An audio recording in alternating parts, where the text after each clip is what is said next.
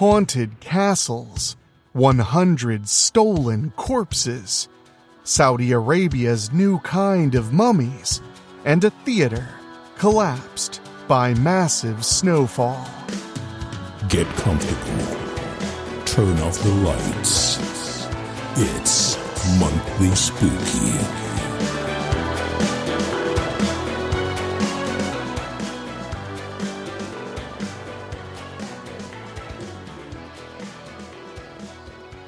Hello and welcome back. Yes, indeed, it's that time of the month. It's time for Monthly Spooky, our wrapping up the month talk news show. You'd think after 2 years of doing it or whatever that I'd have like a better grasp on how to describe what we're doing. It just doesn't, it fails description. And the voice you're hearing is my good buddy and co-host, Michelle. Michelle, how are you? I mean, that seems like a loaded question. I don't know. So we are recording this. It releases on Monday, of course. We are recording this before this monumental winter storm that's happening. So as we're recording this, like the snow is going to start falling in like 4 or 5 hours max where I am, and then eventually get to you, I'm guessing, overnight. Yeah, overnight. We're supposed to start technically in the early hours of tomorrow morning. So yeah, I mean, that's when we're expecting it to be serious. Although now all of a sudden they're saying that tonight we're going to get like, we could get 3 to 5 inches. And I was like, but that's a lot considering the next day they're saying 8 to 10. So I don't know what's going on. Yeah, they're doing that here too. 1 to 3 overnight, and then 8 to 12 the next day. Yeah. I mean, we're lucky. I'm in scenic Dayton, Ohio, and you're outside of Philadelphia. So I'm not getting. It doesn't look like I'm going to get much ice. It looks like you're going to get a little bit of ice. Mm-hmm. Yeah. Because ice storms, that's not. They're dangerous. So yeah. It's funny too. I've talked about ice storms with a few people because of all this. And they're always like, well, luckily I don't have to go anywhere. And I'm like, no, ice storms are dangerous because they knock power out. Mm-hmm. I mean, the roads suck too, but they can't salt the power lines. They can't, Chell, because the squirrels already want to chew on them. You can't make it more appealing. I'm thinking like, could you brine them? Would brine them? Yeah, would that be dangerous or no? I mean, the act of brining them would be dangerous if they were still plugged in. Why? Oh, because you die? Yeah. Why? Well, because salted water literally conducts electricity. So I guess we'd have to turn off the whole power grid and then brine them, and then that'd be fine. And just at once to brine all of it at once, no parsing it out or anything. We'll just do it all at once. Dumps, I don't know what we're using, but it just dumps down on them. It's like cooking spaghetti. Yeah. But I hope that if you're listening to this, wherever you are, you're warm and safe. We don't know what's at this time, how bad this is even going to be. We just know it's pretty historic. I mean, the storm is going to end up being what I think I read it was going to be almost 2,000 miles wide. I didn't hear how wide it's going to be. Yeah, but it's huge. Well, yeah. I will delve in weather nerdery. And I have a YouTube channel called Ryan Hall, y'all, that I watch, which I really recommend. He's a guy from Kentucky, a meteorologist, and he does independent meteorology. And he covers wherever severe weather is. That's what he talks about all over America. So when I watch him tell us like what's going on with the storm, I hear the whole country. Yeah. So I hear him say stuff like, this storm is spanning this far apart, and it's pretty big. I think he said that he's never seen one in his lifetime that big of a front. Wow. So, because it literally goes from from Texas to Boston. Mm-hmm. So that's nuts. Yeah, it really is. That being said, assuming, knock on wood, all things are okay in my home front, I have a cozy time planned. Yeah. Because I believe when there's a big snow, even though I don't go anywhere to work right now, I just work at home. I still like kind of pretend that I'm stuck because I need desperately excuses to stop working. Yeah. And rest. I was talking to somebody the other day. It was just like in passing about religion. And I mentioned, I was like, dude, the only thing that's tempted me about religion is the Sabbath. Like, like being like, sorry, I literally can't work or God will smote me. I can't. I literally can't help it. There's nothing I can do. That's the biggest appeal of religion to me, is like having a guilt-free break. Wow. So, but no, so I have movies picked out. I have a full menu of comforting wintry food to prepare. One of my favorite things to do during big snowstorms is cook. I love to cook anyway, but like there's something about, when you look outside and it's snowing and then you make like scrambled eggs and like flapjacks that just feels awesome. I don't know. It feels good to me, I guess that makes sense. Yeah. So, I mean, do you have a favorite winter comfort food? A thing that keeps you cozy? You got to understand, I don't even know what I can eat anymore. So I don't have favorite anything. I mean, you have a better idea than ever before. Yeah, I do. But I'm still not really sure. No. I mean, the good news is in the standard American diet, most things don't have enough fiber. It's true. But it is tough, especially since you're vegetarian. Yeah. A lot of the food that you've grown to like eating, right? Mm-hmm. Being a vegetarian is high fiber. Exactly. Yeah. So you got to eat like a lot of white rice and stuff, which is great because it's all the opposite of like what I'm being told. I'm like, you got to eat the brown rice, you got to eat the fiber, you got to eat the cruciferous vegetables. And some quack talking to you is just like, you need white rice and cheese. No, I like how both doctors are just cheese. Like they're just like an angry New Yorker for some reason. Yeah. You can't have cheese? I can have cheese. I'm technically not supposed to have a lot of fat either. Oh. But it's like the weirdest diet. Just carbs. Pretty much just carbs. Yeah. And luckily you're skinny, so I mean like carbs won't hurt, I mean like I don't know. But also like vegetables that are like squishy vegetables.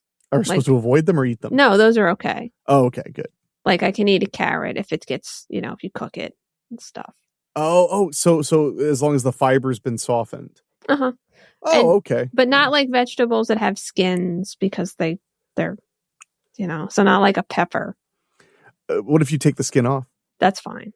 Oh, okay. I mean, because a lot of times when I roast red peppers and stuff, you take the skin off or it's optional. Yeah.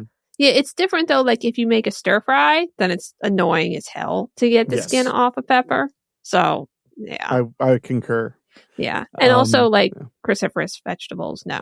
Yeah, they don't break that'd be a down big easy. no. Yeah, I feel like you could just text me and be like, "Hey, are you supposed to be eating this food?" And if I say yes, then don't eat it. Exactly. Like, it's all high fiber, low calorie. So. Yeah, Chel's been dealing with some digestive issues and trying to get it all sorted out. And it looks like it's just that you're a slow digester. Yeah, sure. That's what it boils down to. I mean, I'm oversimplifying it because we're not going to, talk about it the whole show. But unless you want to, actually, you know what? You're right, Chel. Let's talk just about your medical stuff. Well, I did write a whole presentation so we could discuss it. Oh, good. Is that why I saw the PowerPoint flash up for a second and then it went away? Were you just prepping that? That was actually for something else. But I did make a PowerPoint for this too. Oh, cool. Wow, you're really into PowerPoints this year. Is that your 2026 thing is PowerPoints? It is. I had to buy Microsoft Office just so I could use PowerPoint again. Yeah. I see you're trying to explain your stomach issues. Can I help? Thanks, yeah. Clippy, there's a Clippy joke in the new Naked Gun movie that came out last year. Oh, really? Like he's stuck in a smart car and he's about to it's gonna kill him. And then Clippy pops up and says I see you're trying to da-da-da. Can I help? And it's what saves his life. Yay! It's Clippy stand up. I loved the new Naked Gun, but the big problem with it was that I would be like, man, that joke's so funny. And they'd be like, man, my back hurts. Because they were all jokes about things that happened in 2002 and 2003. So I'd just be like, that's so funny. I should check out. I got to make sure I don't have sciatica. Yeah. getting up there. But my menu for this weekend is tonight's pizza, which Rachel's making because she likes to make pizza. Well, she likes to make red sauce, and I was the person who was like, stop only making pasta. I was the one that was like, please make pizza, please make lasagna. That's because also... her red sauce is so, well, you know what I mean? Like, as opposed to like a sauced pasta, it's like a baked thing. I'm just saying because her red sauce is super, super good. So I'm just like, please do other things with it because I would love a pizza that tastes like this, and I'd love a lasagna that tastes like this. So she's gotten really into making pizzas. Good. So she's going to make a pizza tonight. We're going to have anchovies because it's just us, so we can put all the fish on the pizza. You can. And I have all those Portuguese anchovies my mom got me. So I'm thinking I might use one of those. I need to check. I know it's lame, but like my mom went to the trouble of buying me all this cool Portuguese food. So I don't want to like take some anchovies and then not Google it and find out like these are not the kind you'd want to put on pizza. Like these are specifically like much better for like, making pasta sauce or for eating on crackers. I just don't want to like waste them because they're expensive and imported. Yeah. So yeah. I mean, I think they'd be good on anything. Probably. And I think the fish would be just as sad to be on anything as to be on the other things. If you were a fish, wouldn't you be like a little happy if you were on a pizza instead of like, see, okay. But then to wrap up the menu talk. So then Sunday, I'm going to make eggs and bacon and fried biscuits for breakfast or for lunch. And then I'm making beef stew for dinner because stew is like the best in a cold weather situation. Yeah. So I'm going to make a big vat of beef stew. And then Monday, when the snow's all over, when this is airing, we're having frigid temps, like super low temps. So to warm everything up, I'm making roasted red pepper and tomato soup and grilled cheese. Yay. So that's what actually, when I said roasting peppers, I was like, oh yeah, I got to roast some peppers tomorrow. That's why it's fresh in my mind. So, but with that all said, it'll be fun. And then I have a stack of movies that I want to watch and rewatch, like A Simple Plan, all snow movies, because I'm a nightmare. And I don't know why. I always want full immersion. I never want escape. I'm very weird. So I want to watch A Simple Plan. I want to watch the new Dead of Winter movie that you can rent. I've heard it's very, very good. And I've got like 5 or and Storm of the Century miniseries, Stephen King miniseries. Cool. So much. But I know you're just like, I don't care. Bah humbug to your Blizzard fun. Yeah. Yeah. No, I really, really like snow. But what I like about snow is I get to go shovel it. So that's all. So what's happening anyway? You like shoveling snow? I do like shoveling snow a lot. Except I probably won't like this snow because it's going to have a layer of ice on it. But maybe I could make like a path underneath with the ice on top. I was thinking about you that. Can army crawl under? Yeah. That's the spirit. So I'm excited. Well, good. It's good to hear you're excited. Well, we're going to take a quick break. And when we get back, we're going to dive in to the spooky news. And I almost forgot to mention our topic for tonight is kind of interesting. I'm trying to think of how to describe it, but it's basically the story of when a winter storm caused one of the deadliest disasters in Washington, D.C. history. Wow. So we'll dive into that later on in the show, but when we return, spooky news, but not just yet. We'll be right back.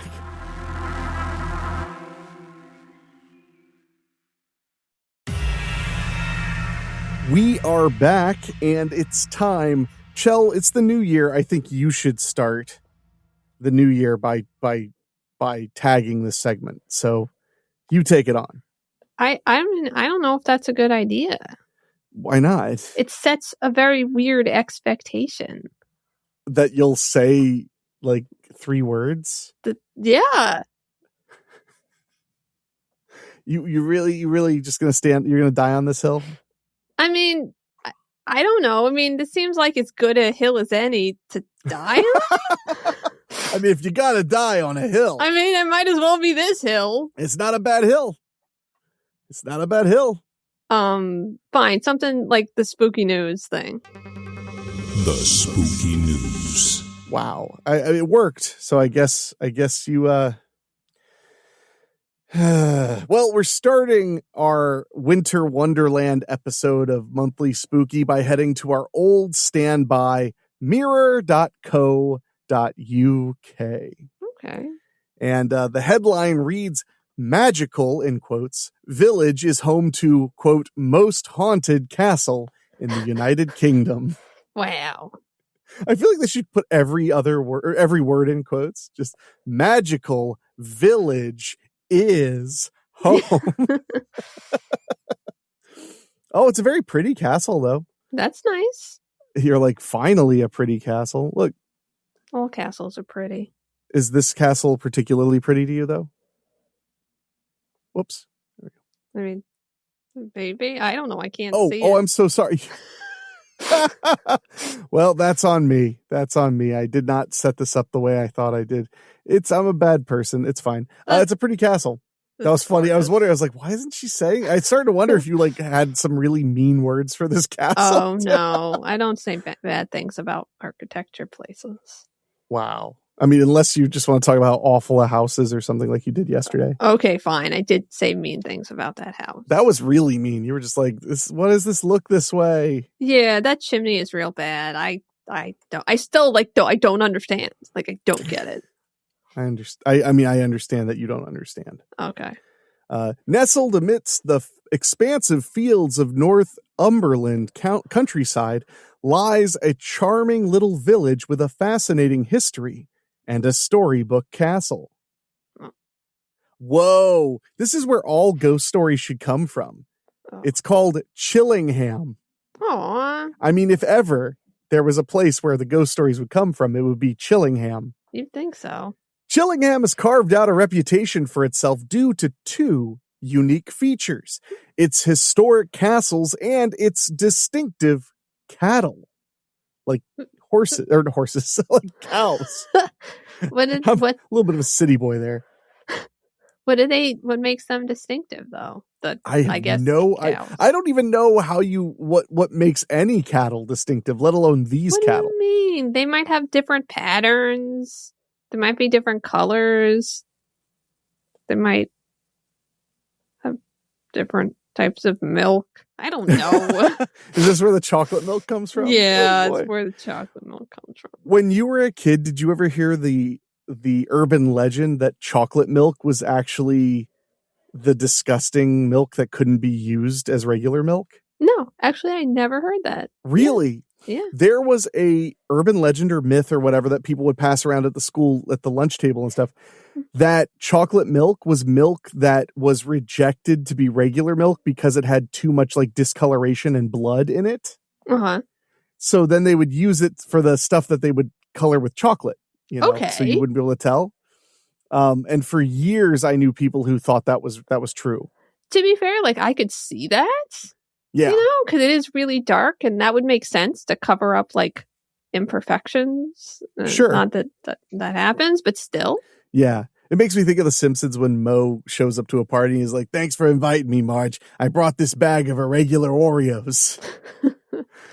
And then when everybody's leaving, he's like, "This one looks fine." And he bites and goes, "Oh."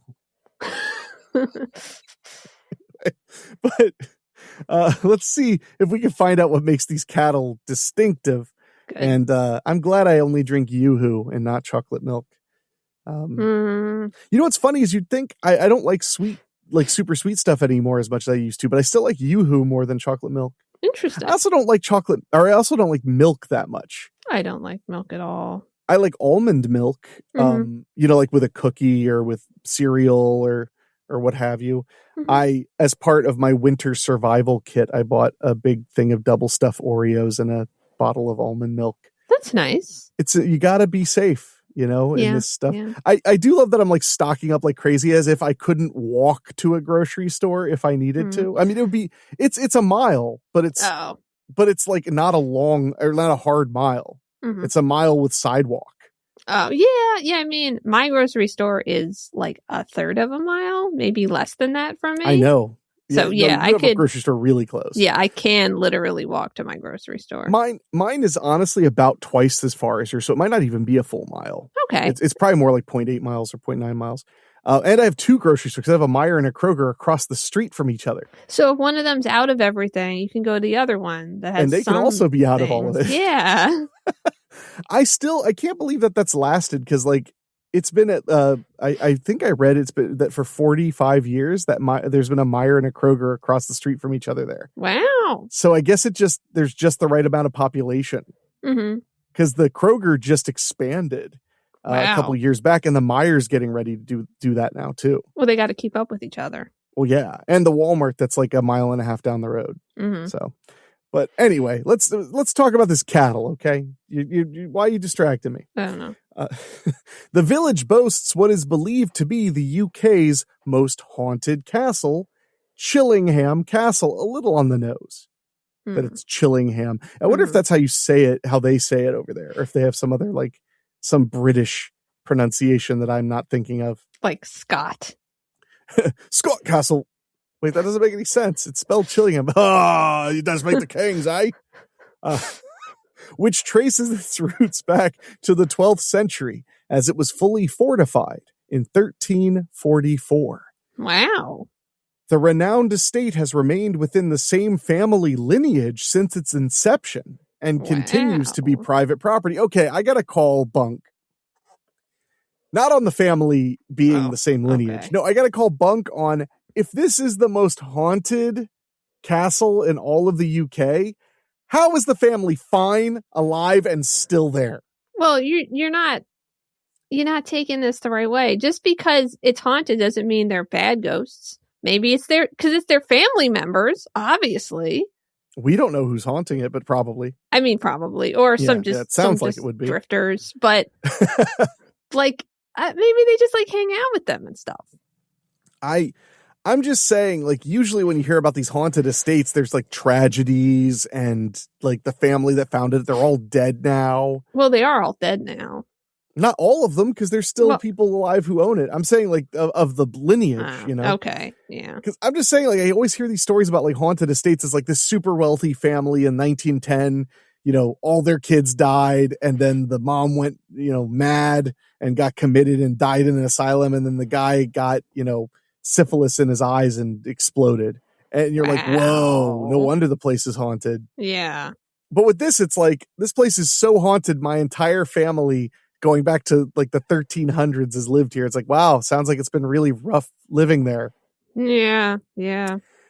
I'm just, maybe I'm wrong, but I feel like I'm right.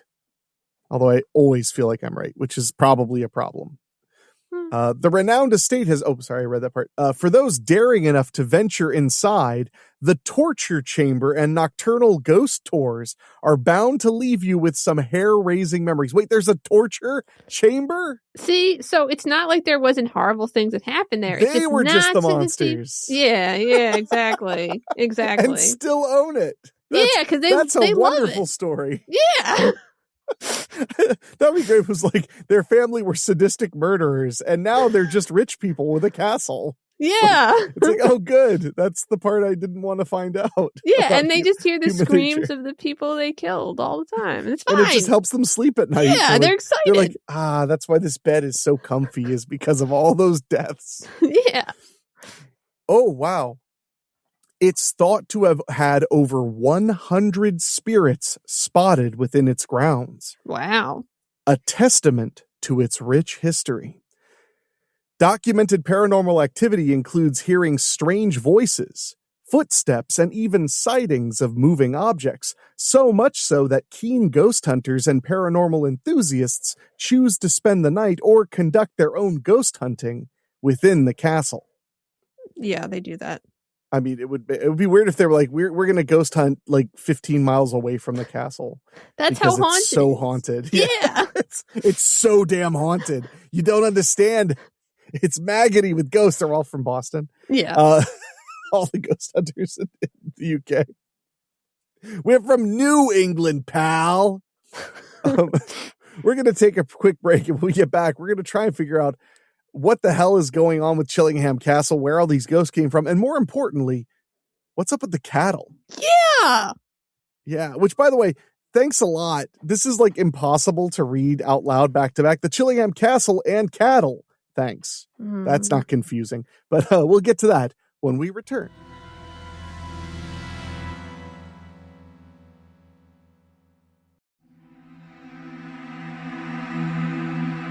Don't worry, Chell. We're going to get to the bottom of the Chillingham Castle cattle. I don't think they're going to tell us, actually. Knowing mirror.co.uk and the fact that I've had multiple English listeners write in and say the mirror.co.uk is horrible, makes me think you might be right. Damn. While it is free to explore the grounds, Chillingham Castle provides travelers with the opportunity to stay in an authentic medieval fortress. They spell medieval weird. Yeah, they do. It's medieval. That might be better than how we spell it.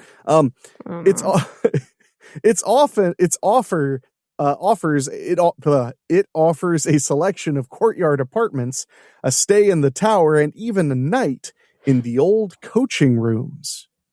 Wow. Thank you for that. Recent guests have raved about their visits on TripAdvisor. Oh my God. Ooh, read about us on TripAdvisor. One visitor wrote, quote, "Our stay at Chillingham Castle was absolutely incredible from start to finish." What were you going to say? Was chilling. No, I was chilling. Ham. The castle itself is breathtaking, steeped in history and beautifully preserved. And the ghost tour was a genuine engaging atmosphere. It says engaging. Highlight engaging? I guess. Engaging, atmospheric, and wonderfully done. Okay, fine. Another guest added, quote, "We stayed at the castle for 2 nights in the dairy apartment." Wish it would like to think it was just made of cheese. Yeah. Like the whole thing. "As we were doing a paranormal investigation on the Friday. The castle is magnificent. The staff are super friendly and couldn't do enough for us. It was like stepping back in time." Oh, that sounds horrible because there was torture there. Yeah, what are you talking about? "Although the spirits weren't interacting as much as we'd like, the energy and atmosphere was certainly haunting." Aww. What do you think of this so far?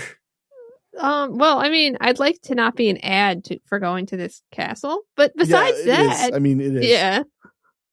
That's mirror.co.uk in a nutshell. So I just saw the wild cattle. Oh. They are furry and have big horns that go up a little, and they have black noses and white fur. Oh, they're white cattle. Okay. So I guess that's part of it. Yeah. Alongside Chillingham Castle stands the equally renowned Chillingham cattle, a wild herd that has roamed the village following centuries of strict inbreeding. Oh. I have so many mean jokes about the UK. I could say it once from that. I'm just not going to say any of them. It's like the Three Stooges when they're all trying to get through the doorway at the same time.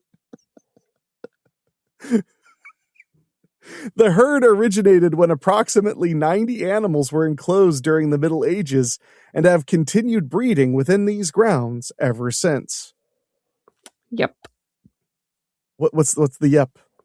That just sounds not great, but sure. Okay, fine. As of 2022, the herd is believed to comprise 138 animals, split evenly between males and females. What makes them extraordinary is their completely untouched nature.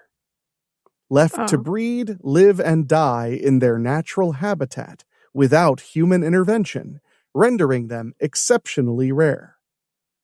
Okay. I mean, if I go there and I touch one of them, does that ruin everything? You ruined it. They have to just kill them all and start over. Okay. Just wanted to be sure.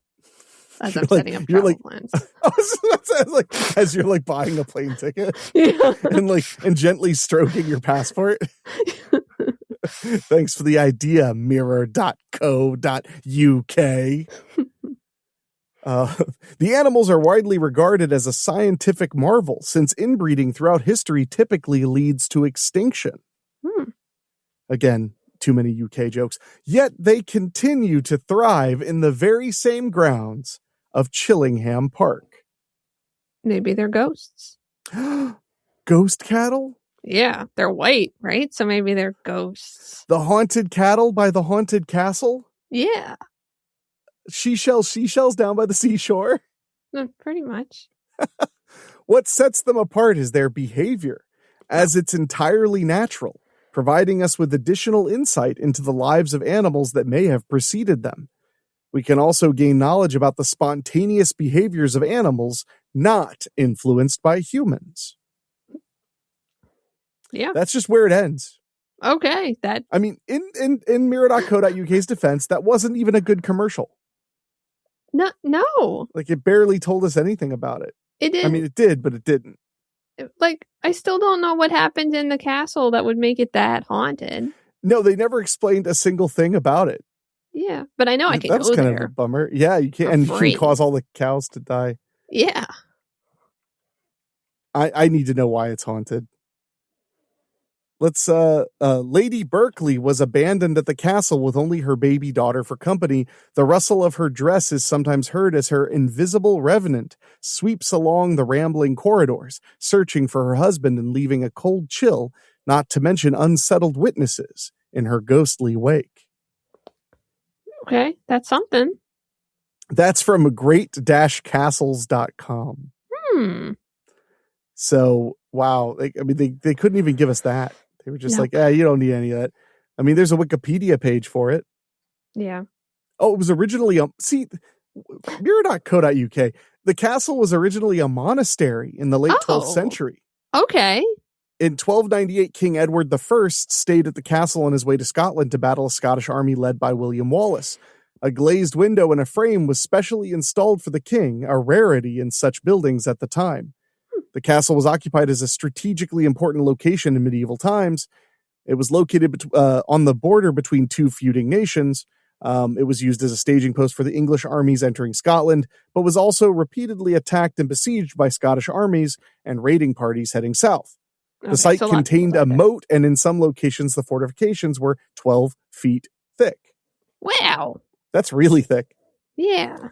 Wow. Yeah. So there's like all this interesting stuff, and they didn't include like any of that. They were like, anyway, there's some wailing, but let's talk about these cows. So, wow. This says that the estate was broken up and sold in 1980, though. Well, I would believe them over mirror.co.uk. So, yeah, this suggests that the current owners are not related to the people who owned it before. Yeah, I mean, especially. Yeah, please. Especially since we know that was a monastery in the beginning, so I don't think there's just like one chain of title all the way through. I don't think that makes sense anymore. The current owners market the castle as being the most haunted castle in Britain. It has been visited by the most haunted TV show. Most famous ghost of the castle is the blue or radiant boy who, according to the owners, used to haunt the pink room in the castle. In 1987, the castle was used as a filming location for the film Elizabeth. As of 2020, sections of the castle are open to the public, including for late-night ghost tours, and 8 apartments within the castle and its outbuildings are available for holiday rentals. During the Second World War, it was used as an army barracks. Wow. Yeah, man, mirror.co.uk. I like stick it out with them because they never disappoint in always disappointing. Yeah. So with that said, we're going to take a quick break. And when we get back, we're going to talk about a mummy of a different kind. Right after this.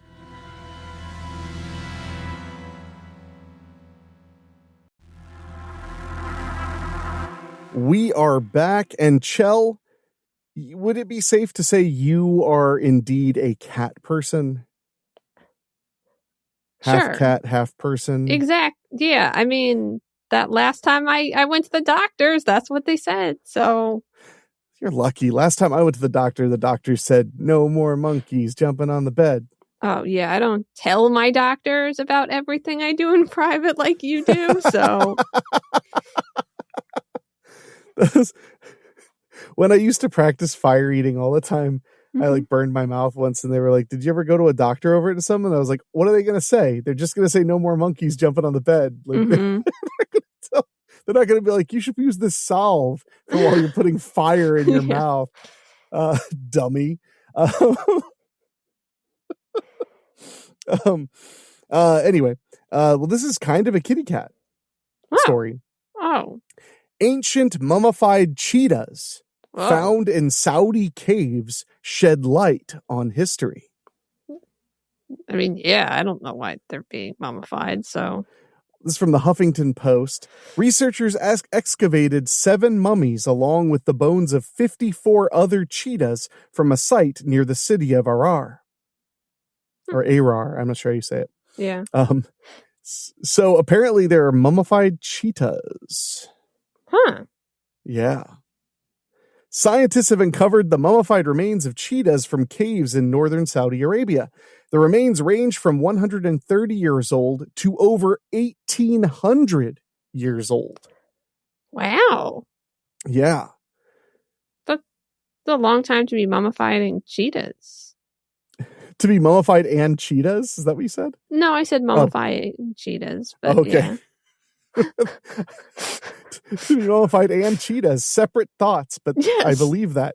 The remains. Research. What am I? I literally lost my place. There we go. Mummification prevents decay by preserving dead bodies. Egypt's mummies are the most well-known, but the process can also happen naturally in places like glacier ice, desert sands, and bog sludge. Yay. Which wasn't that, like, before you went with Michelle Antisocial, wasn't that your first stage name, Bog Sludge? I don't know why I changed it. That's such a great stage name. Honestly, I think it's kind of perfect. It is, though. Bog Sludge. It's great, too, because it's kind of like, it's reminiscent of Bog Skags, or Bog Skags, but it's not, obviously. Yeah, but Bog Sludge. The new large cat mummies have cloudy eyes and shriveled limbs resembling dried out husks. Oh. I mean, it'd be weird if the cheetah mummies are like absolute swole chads that look refreshed and alive right this moment. In fact, one bit me. It's something that I've never seen before, said Joan Madurell Malapiera with the University of Florence in Italy, who was not involved with the discovery. Oh, he's just some guy. And was not talking about the topic. Researchers aren't sure exactly how these new cats got mummified. Are they really that new? No. 130 years up to whatever. But the cave's dry conditions and stable temperature could have played a role. According to the new study published Thursday in the Journal of Communications, Earth and Environment. They also don't know why so many cheetahs were in the caves. That's a good point. I don't think are cheetahs cave dwellers generally. I don't know. Cats do like sorry I asked. Confined spaces. Jeez. Excuse me all to hell. Sorry. It could have been a denning site where mothers birthed and raised their young.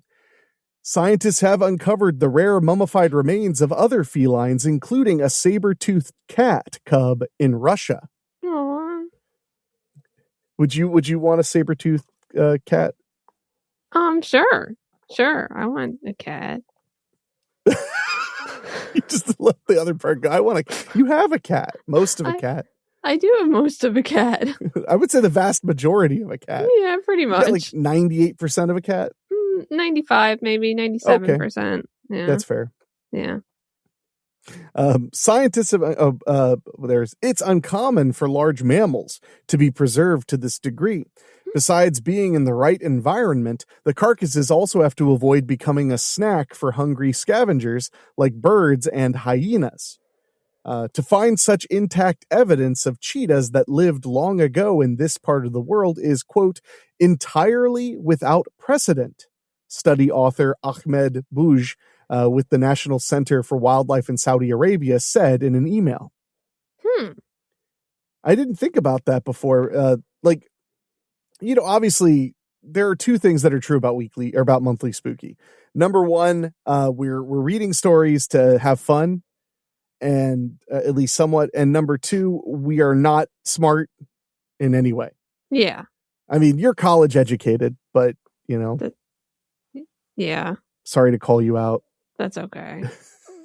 But I didn't think about that before. But the reason this is especially big news is they've literally never found a big cat like this preserved, totally mummified. Yeah, because you would think something would have eaten it before then. That is really strange. Maybe this is their kind of like tombs, and it's guarded by other cheetahs who stopped a little while ago. Yeah. I mean, eventually they were like, "This is stupid," and they just moved on. They were like, "Meow." I'm assuming that's how they sound. Maybe they probably do not sound like that.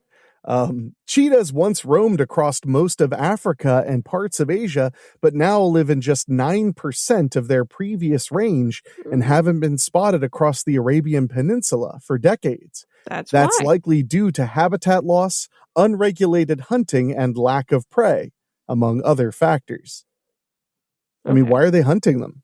I mean, just to because they're dangerous, or because actually cheetahs are not very dangerous. Yeah. Yeah. Like what scale? Like it's like on a scale of 1 to 10, how dangerous is a cheetah? Not very dangerous. They don't really kill people. Cheetahs. Okay, so maybe like a 2. A 2. Uh-huh. Okay, so what is like a house cat? Like a 5. Okay, I see you and I have very similar opinions about house cats, which I appreciate. Yeah, like if a house cat was the size of a cheetah, it would just eat you. But a cheetah is the size of a cheetah and it's not eating you. So. Okay. Yeah. Honestly, I agree with you. That's the worst part. She's out of line, but she's right. In a first for naturally mummified large cats, scientists were also able to peek at the cheetah's genes and found that the remains were most similar to modern-day cheetahs from Asia and Northwest Africa. That information could help with future efforts to reintroduce the cats to places they no longer live. Okay. Is that a good idea? No. Like, if they aren't there at all, like, why put them there again? Like, it seems like it's not a good habitat for them anymore, is my point. Well, if they were like hunted to extinction, then that's an us problem. Yeah, but the problem is it's not an us problem. It's like all of the different governments and cultures that are like in that region. That's my point, is like, it just sounds like it's not hospitable. I'm not saying like they deserve to be hunted, but I'm saying, can we make everybody agree to stop killing them? Yeah, maybe we should just leave them where they are. Maybe we should concentrate on them doing, having more population where they are. But I don't know stuff. I could be completely wrong. It just worries me because it's like, if they were like rushed out of a place, like, will it be beneficial to put them back there? Yeah, but at least they could see their dead again. Actually, they probably took them out of that cave. So likely, never mind. Yeah. I mean, and also like, if they were hunted, like to me, the way this made it sound was like they're not there anymore. That's what makes me feel weird. If they were like, oh, the population's decimated, I'd be like, yeah, let's bump the numbers back up. But if they're gone, I would say like, just move on. Yeah. Like it's probably not good for them unless but it could be about like them providing, balance to the nature stuff, or that could be too. Yeah. It could be beneficial for the ecosystem to have them. Yeah. The Associated Press Health and Science Department received support from the Howard. Oh wait, that's sorry. That's okay. That was a weird end to the article. It was just to places they no longer live. I assumed there was a little bit more to it about like what they were going to do for that, but no. No. Well, thanks a lot, Huffington Post. Jeez. Well, I hope the folks listening to this are, have electricity and are warm and they're enjoying a little spooky fun. Because things are going to get chilling when we get back, because this next story might be harder to make fun of, although Chell will probably find a way because she's in a cruel mood. No. Because a body was found at a missing woman's home, and it's opened up kind of a dark chain of events. So we'll be talking about that right after this.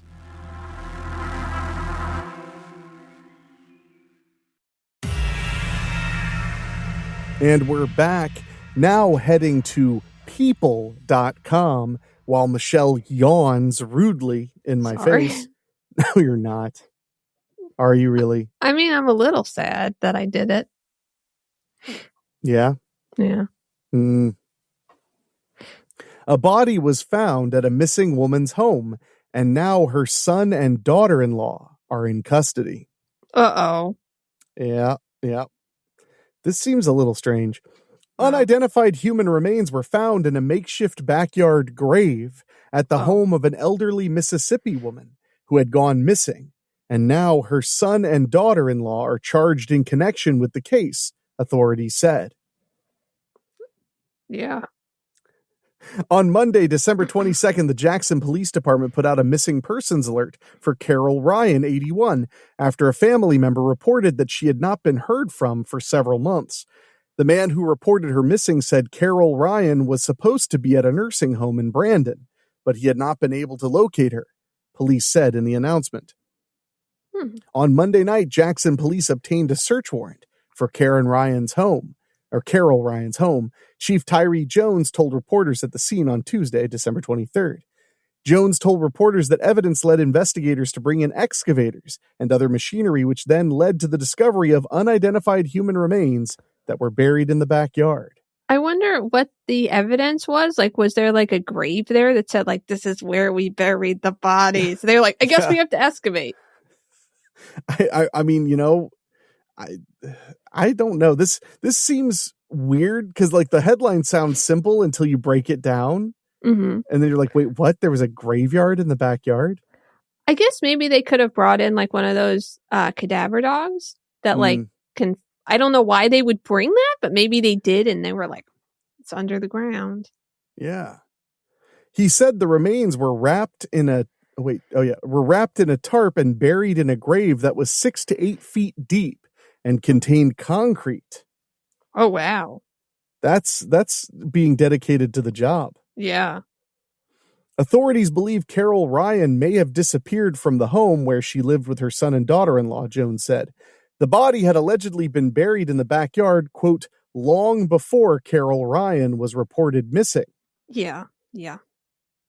On Wednesday, December 24th, Christmas Eve, the Jackson Police Department issued a press release saying that John Ryan, 50, and his wife Samantha Ryan, 48, had been arrested and charged with desecration of a human corpse, the Clarion Ledger reports.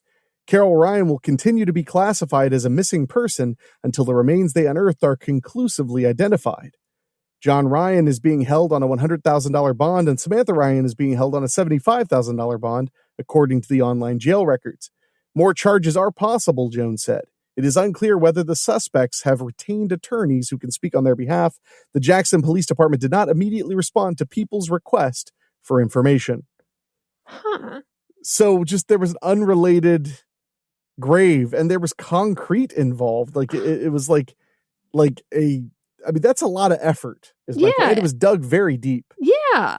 But the whole desecration of a human corpse thing has really got me too, because that's not murder.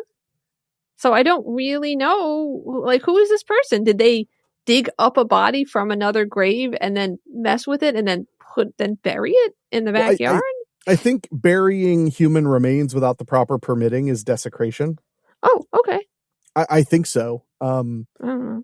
I could be wrong. But that's very strange because, you know, there are family funeral plots or family cemeteries rather that are on private property and stuff that if they're old enough, it's like, you know, like an old car. It's like, oh, this car is too old. You don't have to have seatbelts.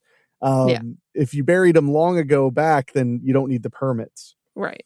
So they'll have to determine when the body was buried, how the person died. So I'm guessing that they're just holding them on what they can hold them for, which is desecration, because there's no evidence they did anything to the body, but they were in possession with it. There's no evidence they killed the person. All they have is evidence that the body was, you know, handled improperly. I mean, I would assume it's not like super, super old because the whole thing about like it's buried in concrete, like it just doesn't sound normal. It doesn't sound like a normal just grave thing. Yeah. I mean, I would do it, but that doesn't mean that it's normal. No. Unlike most of your choices, which are extremely normal, this one a bit off the beaten path, so to speak. Woof. Oh no, there's a comment section. I don't want to know. Oh wow. the first comment just says Republicans. I don't know what that means. In this context, I don't either. One of the comments says, sounds like she's one of those conspiracy theory believers to me. Are they responding to somebody else? Yeah, that doesn't make any sense. Wow. Let me guess, they were cashing her Social Security checks. Because the woman that's missing, I'm guessing. Mm-hmm. Then somebody just says MAGA with an exclamation point, and I have no idea if that's a negative exclamation or a positive exclamation. I don't know. Oh, thank goodness. Okay, there's some sanity at people.com. The next comment is, oh, for heaven's sake, this has nothing to do with politics. And then somebody commented underneath it and said, oh, whatever, we both know who they'd vote for. What is happening? I don't know. I usually don't look at the comments, but I was like, this is such a bizarre and short article. I was like, okay, what are people saying? Yeah, they're not saying anything, apparently. Yeah. And then a lot of people are commenting on their mugshots, which they do look a little on the rough end of the spectrum. What? So, like, if I had a mugshot, I'm sure I wouldn't look not rough in it. Like, what do you want? They do kind of look like they might be drug abusers. Oh, okay. Maybe. Or maybe they were just crying a lot because they were just arrested. For a second, or maybe they're just ugly. Like, some people are just uggos. Is that a crime? And then you're like, is that a crime? Because it should be. I'm running for office right now. I'm so glad that you're ready to go. I mean, there was that one presidential campaign you ran, which was very fun to question you and debate. That was a few years back. Yeah. It was okay. On the old show. The show is awkward. So, well, we're going to take a real quick break. And when we get back, don't worry, Chell. We're heading back to the world of real estate because I know how much you enjoy houses and buildings. We're heading to Venice, where there's 9 bedrooms and 7 untimely deaths. Right after this.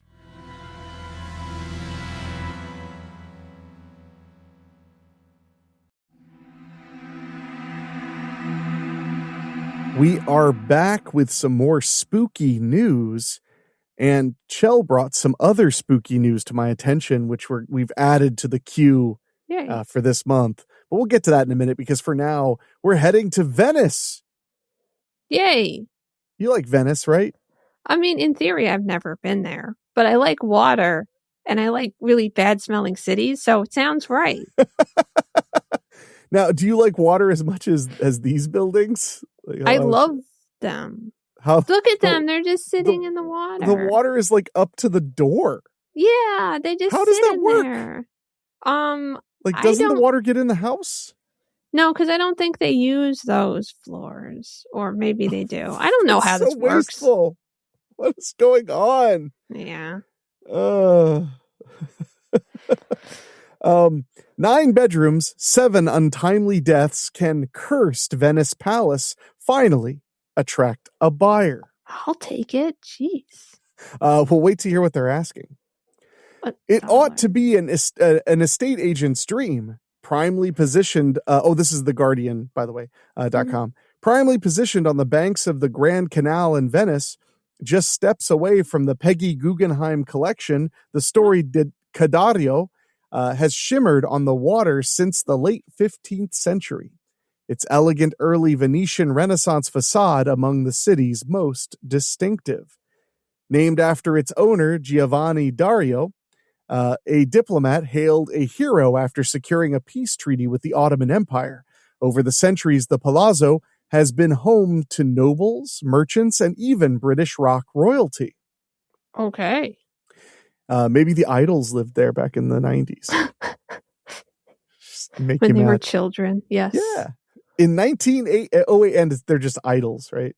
Yes. In 1908, it was painted by Claude Monet during his trip to Venice, and 1 year later was cited by Henry James in his travelogue, Italian Hours. I'll show you the Monet. It sure looks like a Monet. It does look like a Monet. Wow. Yep, that's a Monet. Hey, must be the Monet. But the sprawling building, which comes with 9 bedrooms, 8 bathrooms, wow, almost as many bathrooms as bedrooms. Weird. I mean, and grand reception rooms filled with frescoes, has proved stubbornly difficult to sell. Mm. And not necessarily because buyers have been spooked by its price tag, a reported £17.4 million.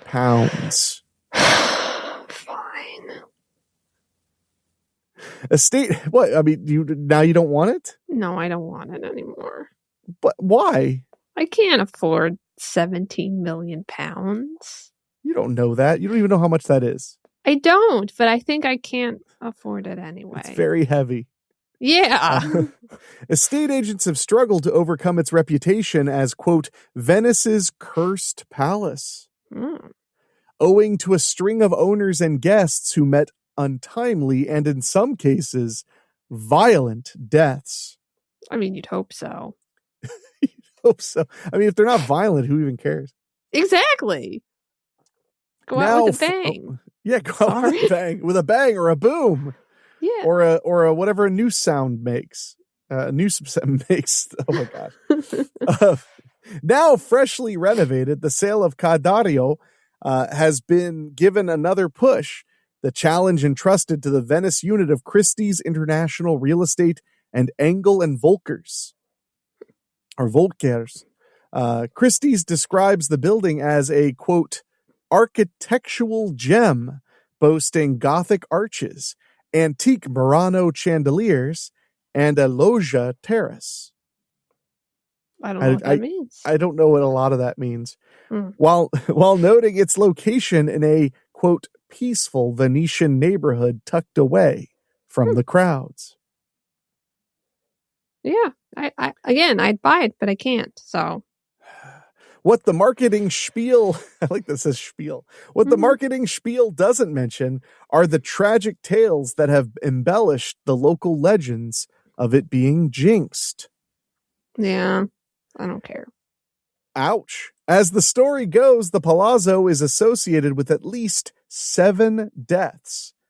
The most gruesome in 1970 when its owner, Count Filippo Giordano del Lanze, was murdered within its walls by his boyfriend, a sailor who fled to London and was himself later murdered. Well, sailors be like that, man. Yeah. Yeah. Are you sure you don't want this if I show you this image of the palazzo? Oh, man. Look at that palazzo. It looks really nice. You have always said how much you love palazzos. I have. I said, I don't even know what that means, but I love them. Do you like how there's like a step stool up to the sink for some reason? Because I'm really short, so it's perfect. I feel like that's not that tall, though. Yeah, I mean, it does not look tall. Maybe it's for a child. I don't know. I mean, maybe it's a toilet. Like you could use the sink as a toilet too. So you need to be able to get up there. Oh, sure. Very authentic Italiano. Christopher Kit Lambert. God, I cannot keep all between reading like true crime stories for Terrifying and True and doing these news stories. Sometimes I get so lost I don't know which dialect I'm supposed to try to pronounce things in anymore.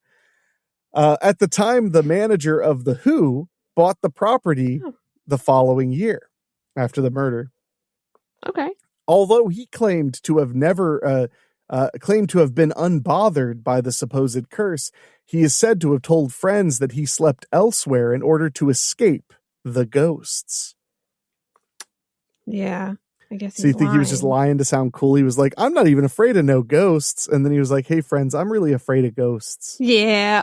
Yeah. Either that or he actually slept there, but he wanted to be a believer. So he'd be like, I didn't actually sleep there because I'm so scared of the ghosts. Yeah, I'm just so scared of the ghosts. I don't know why he's Italian now. Yeah. He's from England.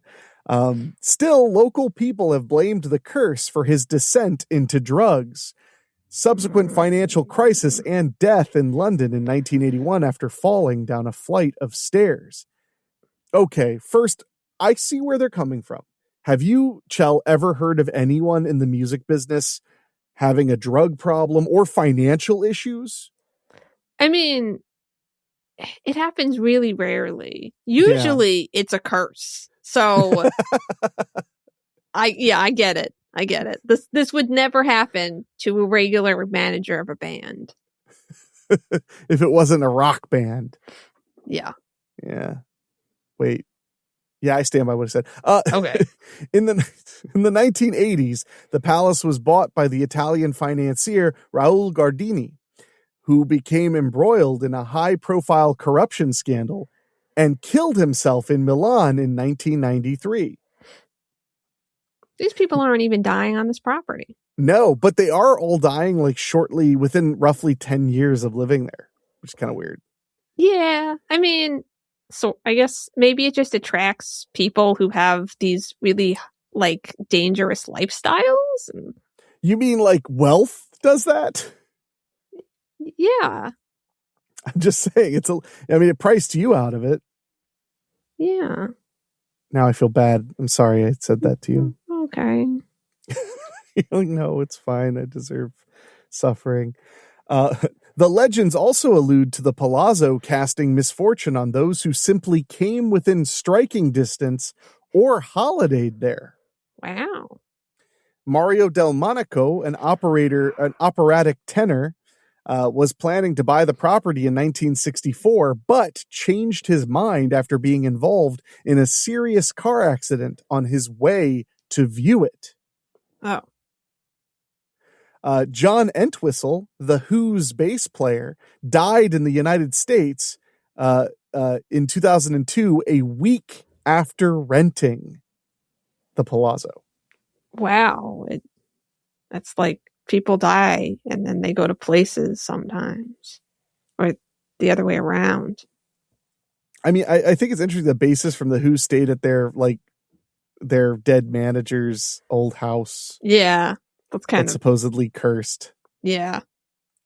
Ca d'Ario was mostly derelict after that, and although it attracted interest from some prospective buyers enamored of its architecture, rumored to include Woody Allen, it is claimed they were put off by its ghostly undertones. I feel like Woody Allen would just be like, "You call this a palazzo?"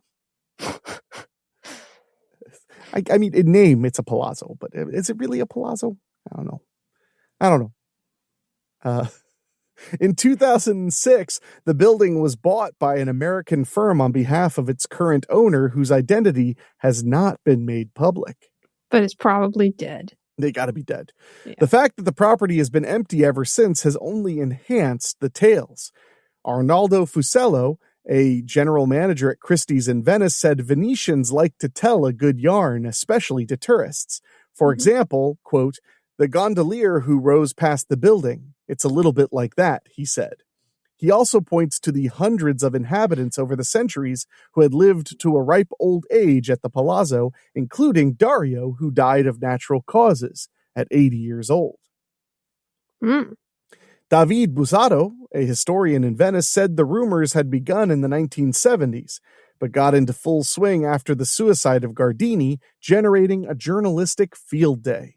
Quote, "The Venetians lapped it up. They love telling a story, and it's quite normal for them to exaggerate, like they did with the Poveglia Island."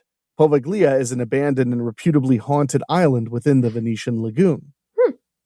That is funny because there's that Venetian horror story movie that's Agatha Christie ghost story that took place in the Venetian area.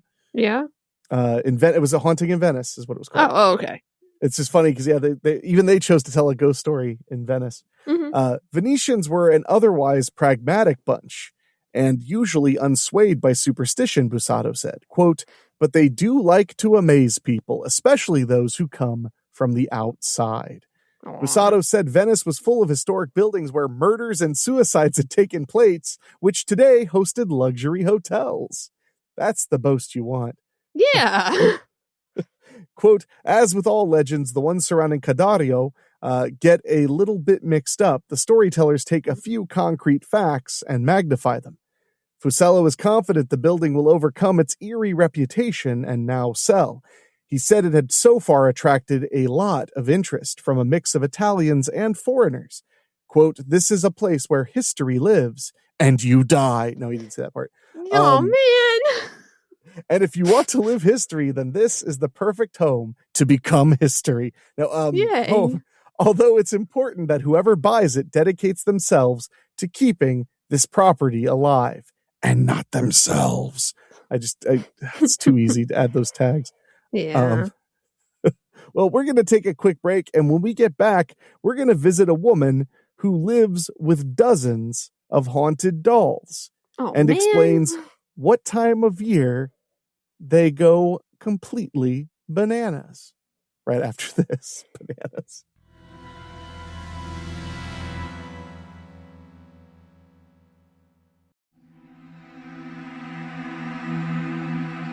Chell. Yeah. For old time's sake, let's head back to mirror.co.uk. Yay.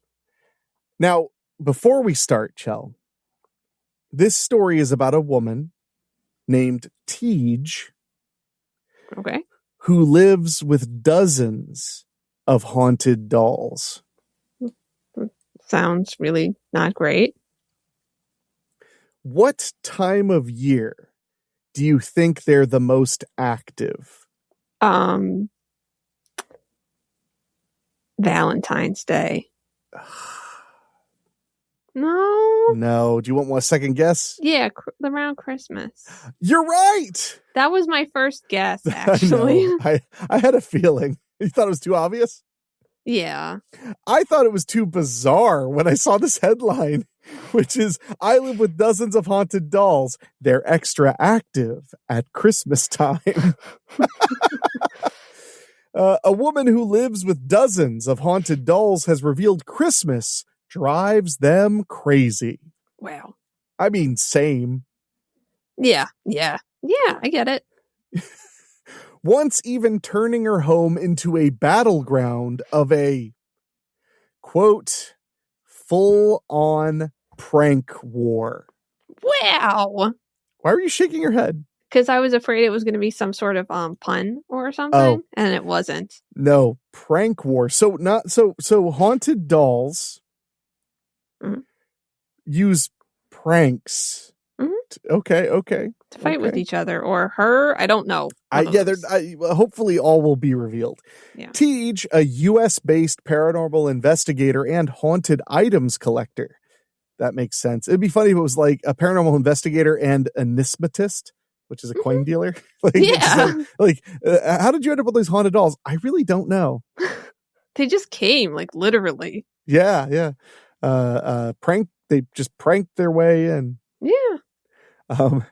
Has spent the past 5 years amassing ghoulish artifacts and now lives alongside dozens of them. Yay. Do you remember back in the day when we would look at eBay listings for haunted dolls? Mm-hmm. That was fun. Yeah. Some of them were really creative. Some of them were not, but some of them were legitimately like, wow, this is really fun to read and kind of creepy. Mm-hmm. I think that, I don't know if that's still a big thing, because I know like mystery boxes were really big in 2019 and 2020, and Dybbuk boxes and all this haunting stuff. But I looked at sometimes I'd look at these haunted dolls and it would be like $50 and it would be like kind of a creepy looking doll, but it would have this long, intricate backstory that was like super thought out. And I was like, man, that would almost be worth it. Yeah. Like for the cool, like, ooh, like it'd be like entertainment purchase, you know? Mm-hmm. Among her vast collection is a massive assortment of 54 haunted dolls who currently reside in their own room at her house. That sucks for those dolls. They all have to share one room together. I know, where they're just pranking each other. Mm-hmm. Nonstop. Yeah. I'm gonna prank you, bro. I'm gonna prank you back. She claims the dolls wreak havoc by flickering the lights, raiding the fridge, and even hijacking her electronics to play their favorite songs on normal days. Wow. But at Christmas time, the experience is ratcheted to another level. Yay, I guess. I guess so, yeah. Oh, wow. She's just average looking. Like, I have nothing mean to say. She just kind of looks like a lady. Yeah. Also, the dolls look just about as average. Yeah, they do. A few of them look creepy. Yeah, but there's like some stuffed animals. Mm-hmm. Yeah. Oh, there's a pink elephant. Yeah. Unless I'm just drunk, like in the old cartoons when we were kids. See pink elephants when you're drunk. Yeah, like that's the other thing is like a lot of these haunted dolls just look normal. Of course, dolls are already kind of creepy. Mm-hmm. So that helps. Tej says she has encountered unexplained movements and mysteriously rearranged decorations overnight when the festive season hits, creating some of her, quote, favorite moments. Aww.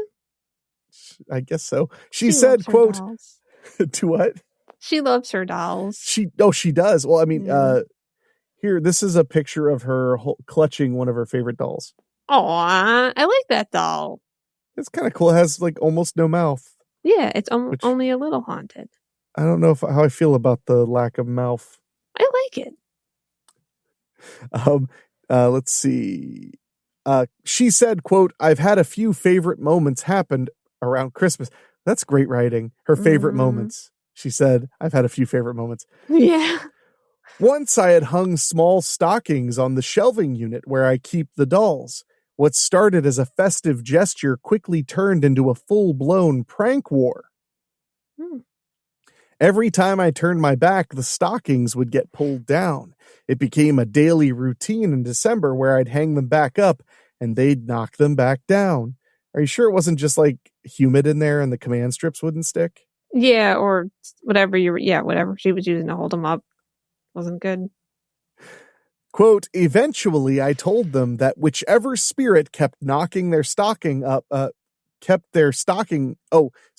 told them whichever spirit kept their stocking up until Christmas without messing with me would get an extra gift.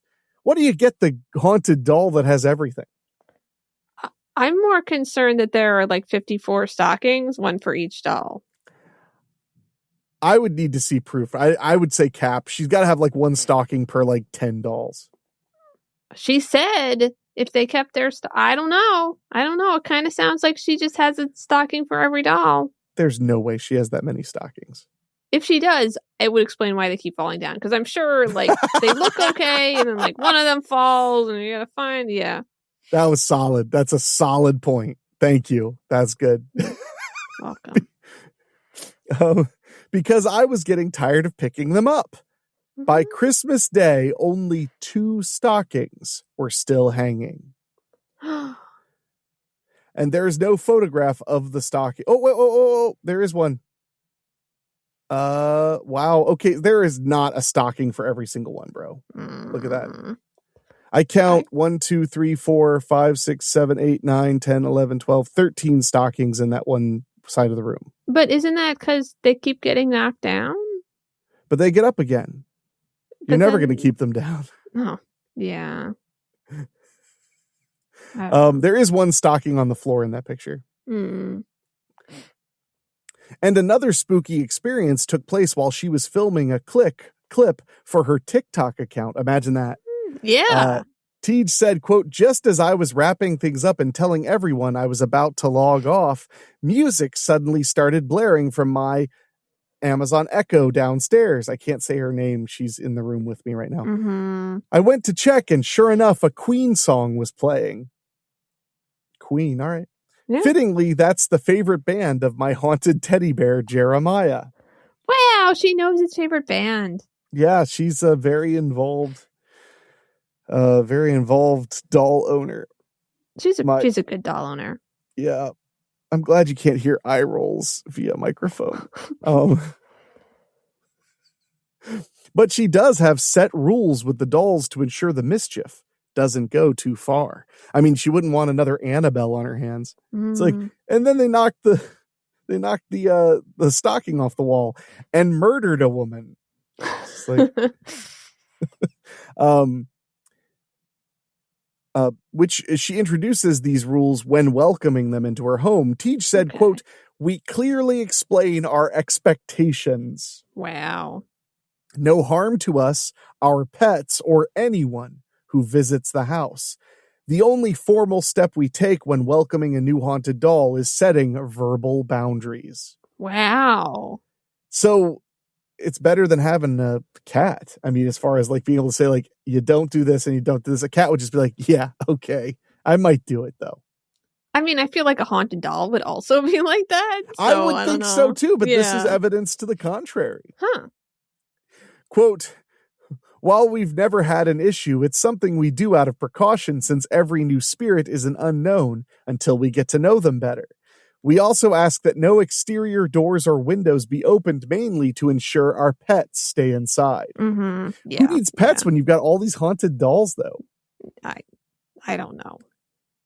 Oh, and believe it or not, we've had to add a rule about not blasting music or TV at full volume. That one came from experience. Once I came home to find a movie playing so loudly that I could hear it from the street, so we had to put a stop to that pretty quickly. Yeah. Apparently, ghost hauntings are really easy to manage. I thought that they would be difficult. Also, what happens when they break the rules? Or are they just not if you tell them? If you're just like, hey, don't blast the TV, they're like, oh, sure. I mean, I didn't know. That's what I'm wondering. I was wondering if she like threatens them with exorcism or something, but maybe I don't think she does. I mean, we'll see. Tige's lifelong interest with spirits sparked after a dramatic encounter when she was just 6 years old and in the first grade. She and her family, who also share an interest in ghost hunting, shocking, were using an ovilus, a device said to convert environmental energy into words displayed on a screen. Mm-hmm. I think you've talked about that before. Yeah, we've talked about ovilus before. Tige said, quote, out of nowhere, the ovilus said, get out of the way fast. We didn't wait. We moved immediately. Right after we cleared the area, a car whipped around the corner. It was really dark, and if we hadn't moved, there's a good chance we could have been hit. I guess they couldn't hear a car whipping around a corner. Well, maybe it's an electric car. That's a fair point. Yeah. You're right. That moment stuck with me, not just because it was my first clear experience, but because it felt like a spirit was trying to help us. Yeah. Quote, that was the first time I felt like a spirit interaction was actually positive, and that's something I've kept in mind ever since. It's a big part of why I'm now interested in haunted dolls, specifically ones with positive energy. That early experience shaped the way I look at the paranormal today and told me that the dolls are basically slaves. No, it doesn't say that. Since beginning her collection 5 years ago, Tige has encountered dozens of haunted toys, researching their histories online and visiting exhibitions to meet them in person. Oh, Despite the I love it. Wow, you're so into haunted dolls, you're visiting haunted dolls, not just buying them, visiting. Yeah. Fair enough. Despite the unusual antics of her haunted collection, Tige says the holiday season brings a special kind of joy to her home. I mean, I don't want dolls that are haunted or dolls, but I'm glad that she likes them so much because she seems to really love them and care about them and like what they do to her house. As long as they obey her, by and large. So we didn't find out what she does to them if they don't obey. Yeah, nope.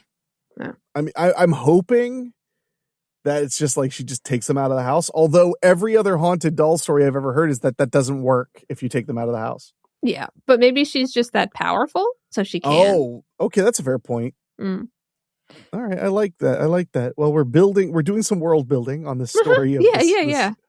But we're going to take a quick break, and then we're going to be talking about over 100 corpses stolen from a cemetery near you, Chell. Yeah. A cemetery we have visited together. Yeah. Woof. Right after this.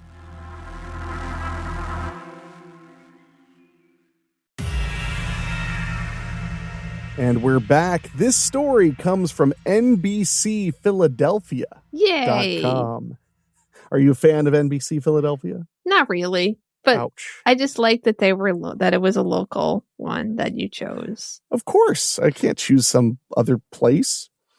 The headline reads, PA man accused of stealing more than 100 skeletons from cemeteries. Yeah. It says multiple cemeteries. Yeah, I mean, when I had heard, they were like, it could be from others too, but they hadn't, I think. So maybe this is updated a bit. A Pennsylvania man is accused of stealing more than 100 skeletons from cemeteries in Delaware County, Philadelphia, and Luzerne. Is that how you say it? Yeah, Luzerne. Yeah. Luzerne County. I didn't want it to be another Schuylkill where it doesn't look at all like it sounds. Jonathan Gerlash, 34 of Ephrata, maybe? Ephrata? That sounds right. Sure. Ephrata, Pennsylvania, is charged with 26 counts of burglary, 26 counts of criminal trespass, 100 counts of abuse of corpse, 100 counts of receiving stolen property, 26 counts of intentional desecration of public monument, and other related offenses. Yeah. It's really interesting to me because he's not local. So why did he come here to steal our corpses? Well, I mean, I know Mount Moriah is technically abandoned, right? Mm-hmm. So, I mean, maybe that's why that place. Yeah. And I mean, that's a big cemetery, dude. It is. I remember really we hiked into it, and there's a point where you can't, like, it's cemetery every direction. It's so big. I mean, you could maybe see a little bit of like Philly skyline, but it's just cemetery. There's like, you don't see an exit. You're in cemetery. Yeah. Yeah. Which is pretty cool. It's like when you're on, like when I was on that first frozen lake I ever got on, and it was so big I didn't realize that when I went to the middle of it, I couldn't see anything but frozen lake in every direction. Wow. It was like being in Antarctica, like the look of it. It was just like, holy crap. Also blows my mind. He took exactly 100, it looks like. Well, I mean, you gotta, that's a good number. Oh, it says more than 100 there, but then he's charged with 100 counts of receiving stolen property. Maybe they have and 100 counts of abuse. Yeah, I have no idea. I don't know. That's weird. So let's see. Court documents obtained by NBC 10 reveal details on the thefts, as well as how investigators identified Gerlach as the suspect. According to the criminal complaint, the thefts occurred between November 7th, 2025 and January 6th, 2026 in both the Delaware County and Philadelphia sections of the Mount Moriah. Yeah, it's so big, it's in 2 counties. Yeah, it is. Of the Mount Moriah Cemetery, as well as a cemetery in Plains Township in Luzerne County. Okay, so that makes sense. He came here specifically for that cemetery, and then he went back to him and also grave robbed. Got it. That's a lot of grave robbery in like a very short amount of time. Yeah. November to January, 2 months. Yeah. That's insanity. Yeah. Yeah. And he needs to be careful though, because people bury bodies from like criminal activities there sometimes. So he's got to be careful. That's the scuttlebutt anyway. Yeah. I mean, has that ever been proven? Yes. Oh, okay. There were at least 2 times where they found a dead body in a mausoleum that was not supposed to be there from like a murder. Jeez. Okay. Yeah. Okay. I believe you. I'm sorry. It's okay. I'll never do it again. I'm sorry. In all, 26 mausoleums and underground burial sites were burglarized or desecrated at Mount Moriah Cemetery, investigators said. How that's more than 2 bodies a day, isn't it? Yeah. It's over 160 days. Yeah. That's insane. Yeah. He's really dedicated. I respect the hustle. Yeah. The thefts included multiple instances in which a burglar broke into mausoleums and stole human remains. The targeted remains included the bodies of the following individuals: Martha Hunter, a person who was born in 1854 and died in 1869. Mary Pritchard Stiegelman, a person who was born in 1878 and died in 1940. Mary Capellini Pega. Oh, there you go. That's some Italian name. Got to be mob related. A person who was born in 1898 and died in 1981. And Leo Terrence, a person who was born in 1928 and died in 1981. Throughout their investigation, detectives collected numerous pieces of evidence from the crime scenes, including energy drink cans. Well, he would need them for this amount of theft. Yeah. This is seriously insane. Chell mentioned this during the break to me. Just said, like, did you hear about that? And I was like, what? 100? And Chell is not the type to embellish or believe embellished news stories. Like, if you heard 100, if somebody just said in passing, like, 100 skeletons got stolen from whatever, you'd look it up right away. You'd want to know that it was really 100 and not like 30.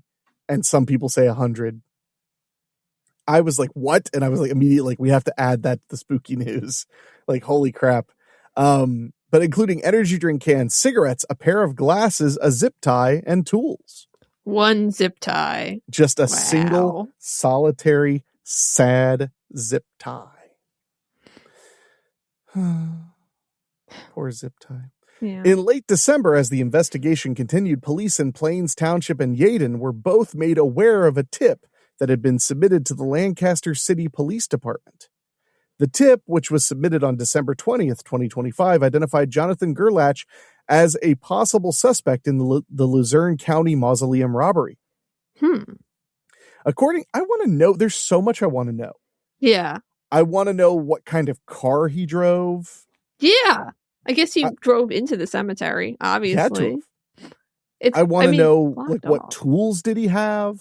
Mm-hmm. I want to know where he stored all of these skeletons. I think they might tell you that. I hope they do. I mean, I hope he doesn't keep them in his closet because I've heard bad things. Yeah. I'm fun. Okay. According to the tipster, witnesses had spotted a partially decomposed corpse hanging in the basement of Gerlach's home in Ephrata, Pennsylvania. The tipster also posted Gerlach's Instagram account, which investigators said included posts on taxidermy, skeleton collecting and sales, oddities, and bone museums. Wow. Yeah, he was really into this. I get it. It makes me sad though, because I did an oddities expo and people were not weird like that. Well, some of them are. Apparently. I mean, don't get me wrong. They're gonna be some. Mm-hmm. They're gonna be some. Police also identified Gerlach as the suspect in a theft at a hardware store in East Earl Township, Pennsylvania, in which a headlamp, an LED rechargeable glow stick, gloves, and tools commonly used in burglaries were stolen. He just really doesn't like doing things that aren't theft, huh? Yeah, he's just like, nah, I gotta steal this stuff. I don't want anybody to wonder why I bought a headlamp. Yeah. Maybe selling the corpses just ain't going as good as he was hoping. You know, it's not bringing in the cashola like he wanted. Yeah. Oh my gosh. Investigators also determined Gerlach was a member of a human bones and skull selling group on Facebook. I mean, of course. And spotted a post in which a member thanked him for selling an item to him. Wow. Police also searched through Gerlach's Cash App account, which showed a photo of a person holding what appeared to be a human skull in front of their face, and identified Gerlach's vehicle, which they said was driven near the locations and on the dates of the reported cemetery burglaries, according to the criminal complaint. Have you ever seen Return of the Living Dead? I get confused about which one that is. That's the one with all the punk music and the punk rockers? No. Oh, you'd actually really like that one. Part 2, there are 2 grave robbers. And that's the thing, is they're going in to steal jewelry and to steal skulls. Mm-hmm. And he's like, oh yeah, you get a lot of money for an interred skull. And he's like, well, how would they even know that the skull was actually buried? And he was like, you can't sell them a skull that wasn't buried. It'd be dishonest. It's like, you're selling a head you stole. I just always love it. Like, that's the line. Yeah. I'm not dishonest. Yeah. Jeez. We're going to take a quick break and then we'll talk all about the arrest of this ghoul. I just can't get over how all of the evidence is so lined up perfectly. Mm-hmm. Cash App. Yeah. You know, if he had used cryptocurrency, it would have taken, a day longer for them to figure out that he sold them and got paid. I mean, he could have also used cash. That would have taken longer than Cash App. Nobody has cash anymore. Fine. But right after this.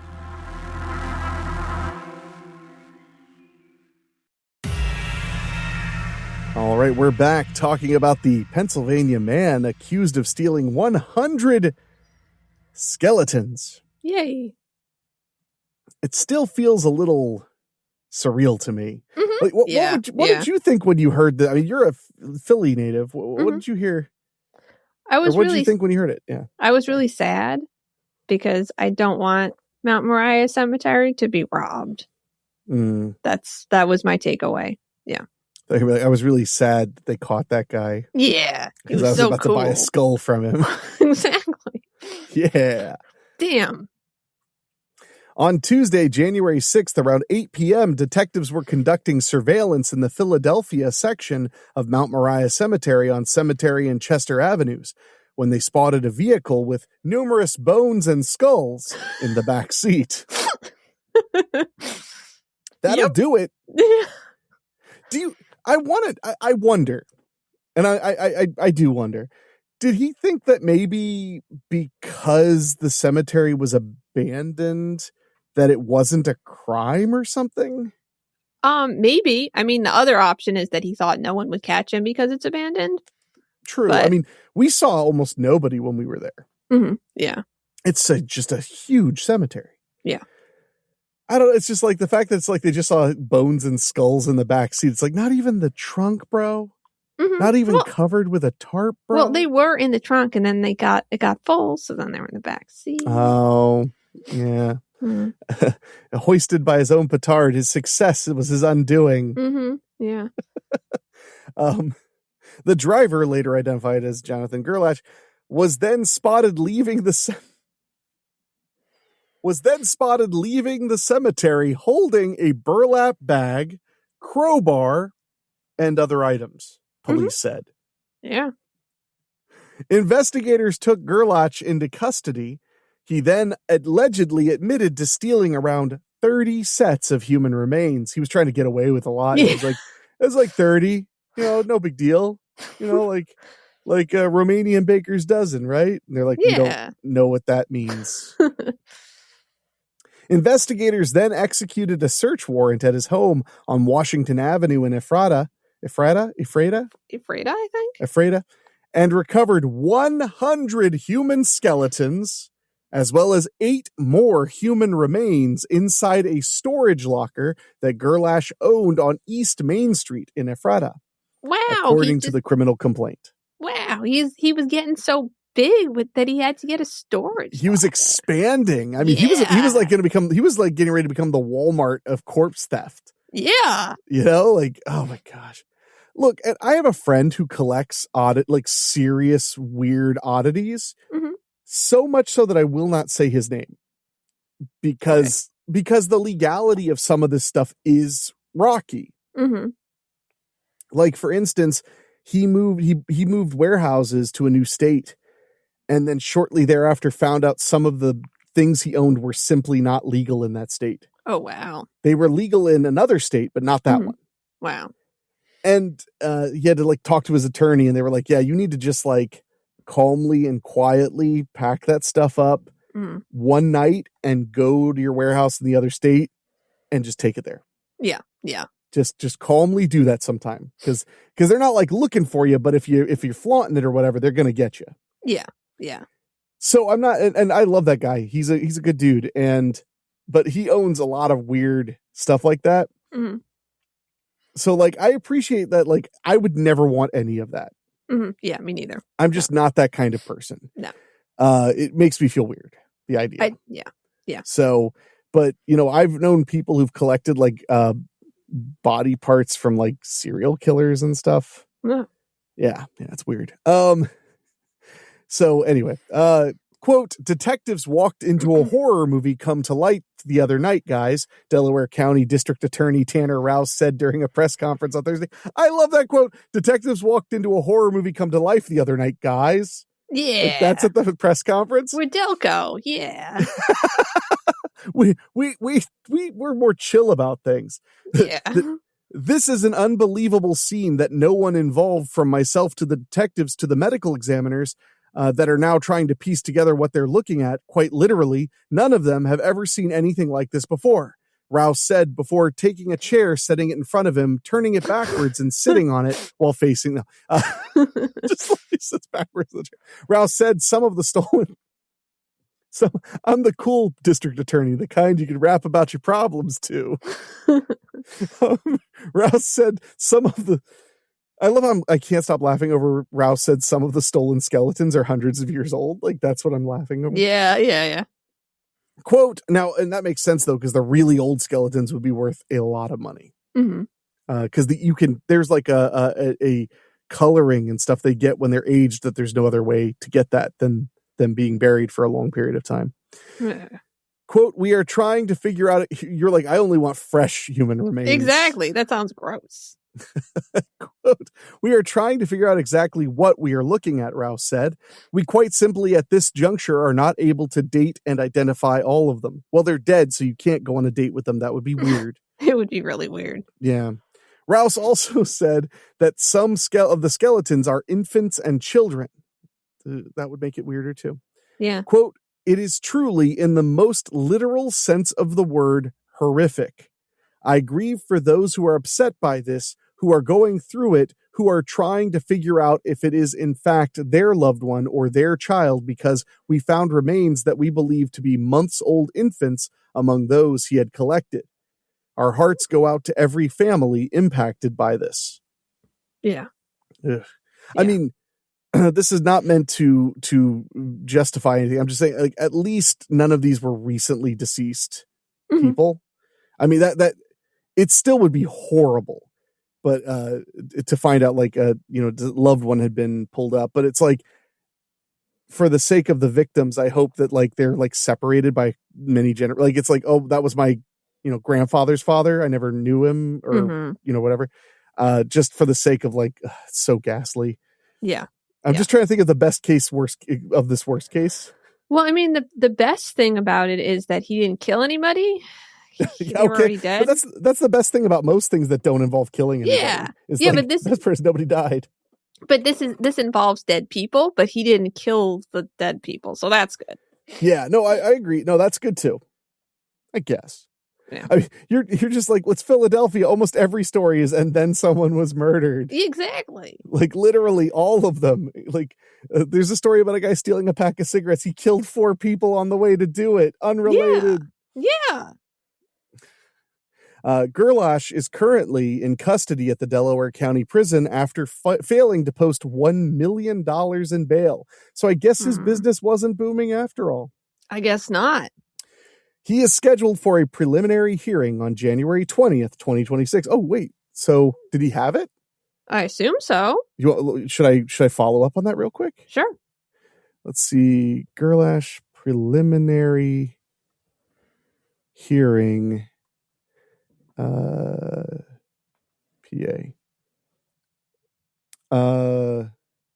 Wow. Nearly 500 criminal charges. Wow. Holy moly. Let's see. 496 counts. Wow.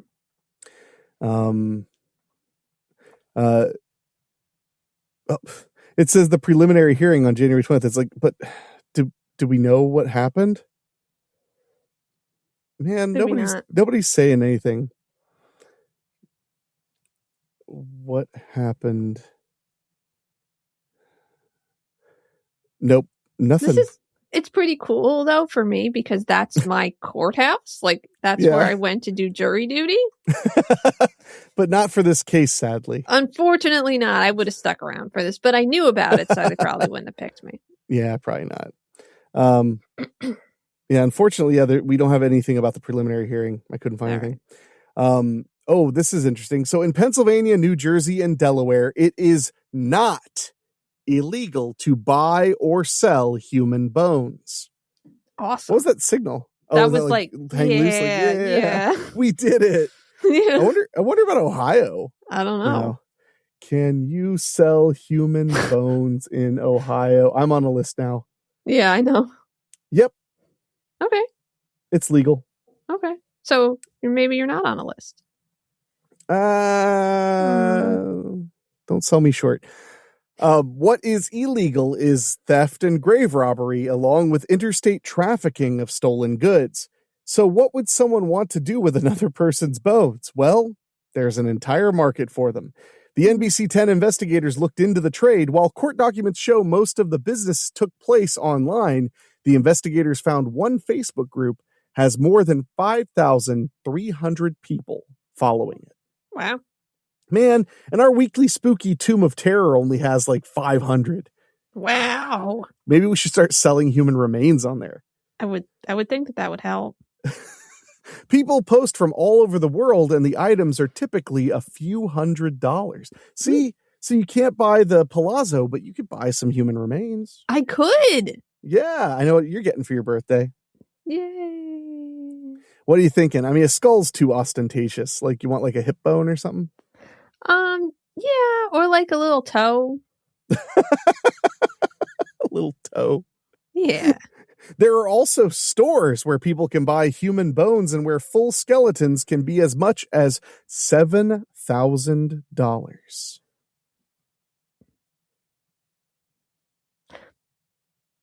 What? I'm trying to be nice about all of this because I know that there are people who are really into this stuff. But something feels very bad to me about buying a person. I just don't like it. Well, it's different if they're alive.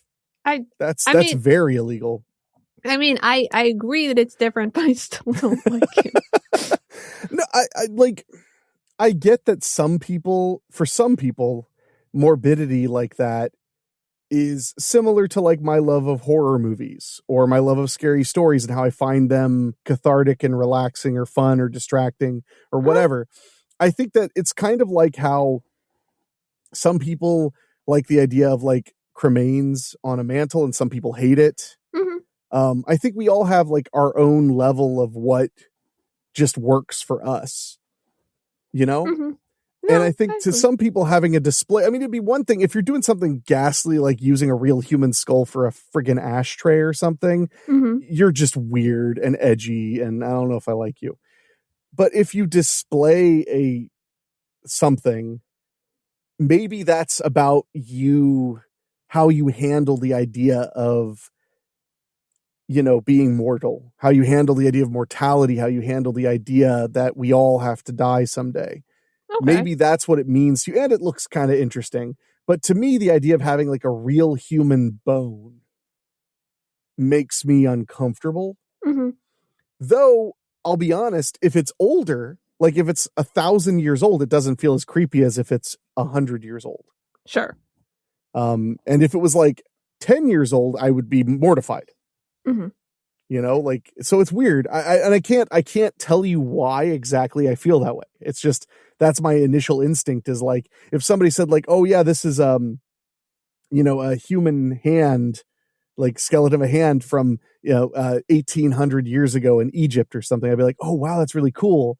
But it was like, here's a human hand from 1986. I'd be like, oh, what the hell, man? Yeah. You know, it's weird. There's that distance does make a difference. Mm-hmm. So I don't know. While Gerlache is in custody, the investigation is ongoing. Anyone with information on the thefts should contact Detective Leah Sesenek at 610-623-1500 or Detective Chris Carr at 610-891-4700. Yay. So I want to put that in there because it is ongoing, and it's not often we're talking about something totally ongoing. Mm-hmm. And we do have listeners in PA. I don't know how many are in Philly, but I would assume it's pretty split between Pittsburgh and Philly. So yeah, if you have any information, help put this guy away for a good long while. But thanks for the laughs. You were almost as amusing as the woman who poisoned people with a mushroom. Yes. But not quite. And we're going to take a quick break now. And when we get back, we're going to talk about a winter storm that triggered one of the deadliest disasters in Washington, D.C. history when it hit the Knickerbocker Theater. Right after this. Yeah.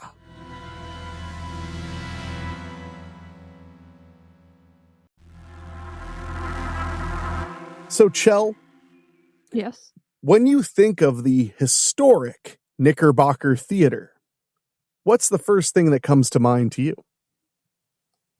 I don't know anything about the historic Knickerbocker Theater at all. Wow. Yeah. Well, as many, many people are dealing with differing levels of winter storms, snow, ice, sleet, I want to talk about this article from the Smithsonian Magazine at smithsonianmag.com. The headline is, "When a Winter Storm Triggered One of the Deadliest Disasters in D.C. History." Cool. Well, I think it was cold, actually. Oh. So, but wow, like, hold on, I'll show you this shot of the collapsed theater is pretty daunting. Here. Because did snow get stuck on the roof and then it collapsed? Yep. Oh. Yeah, that's rough. It's crazy. It looks crazy. Yep. Holy moly. Good golly, Miss Molly. Sorry. I'm just weird. All the time, forever. So, let's see. It was a seemingly inconsequential homework assignment that saved Charles Lyman III's life on a frigid night in January of 1922. Then a 14-year-old prep school student, Lyman was visiting family in Washington, D.C., when a major snowstorm buried the city under almost 2.5 feet of snow. Oh my God.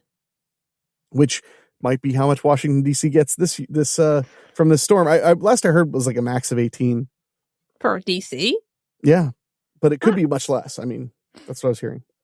Yeah, I don't know where the line is, because I know parts of South Jersey and Delaware are getting a lot of mixed precipitation, so I would assume by DC it would be a lot of mix, but I don't know. Yeah, which could potentially melt the snow away or turn into ice hell. On Saturday, January 28th, the second day of the blizzard, Lyman's cousin David suggested spending a cozy evening watching a movie at the Knickerbocker Theater in nearby Lanier Heights, now known as Adams Morgan. I love that this is, what was this, 1922? Did you say? Yeah, 1922.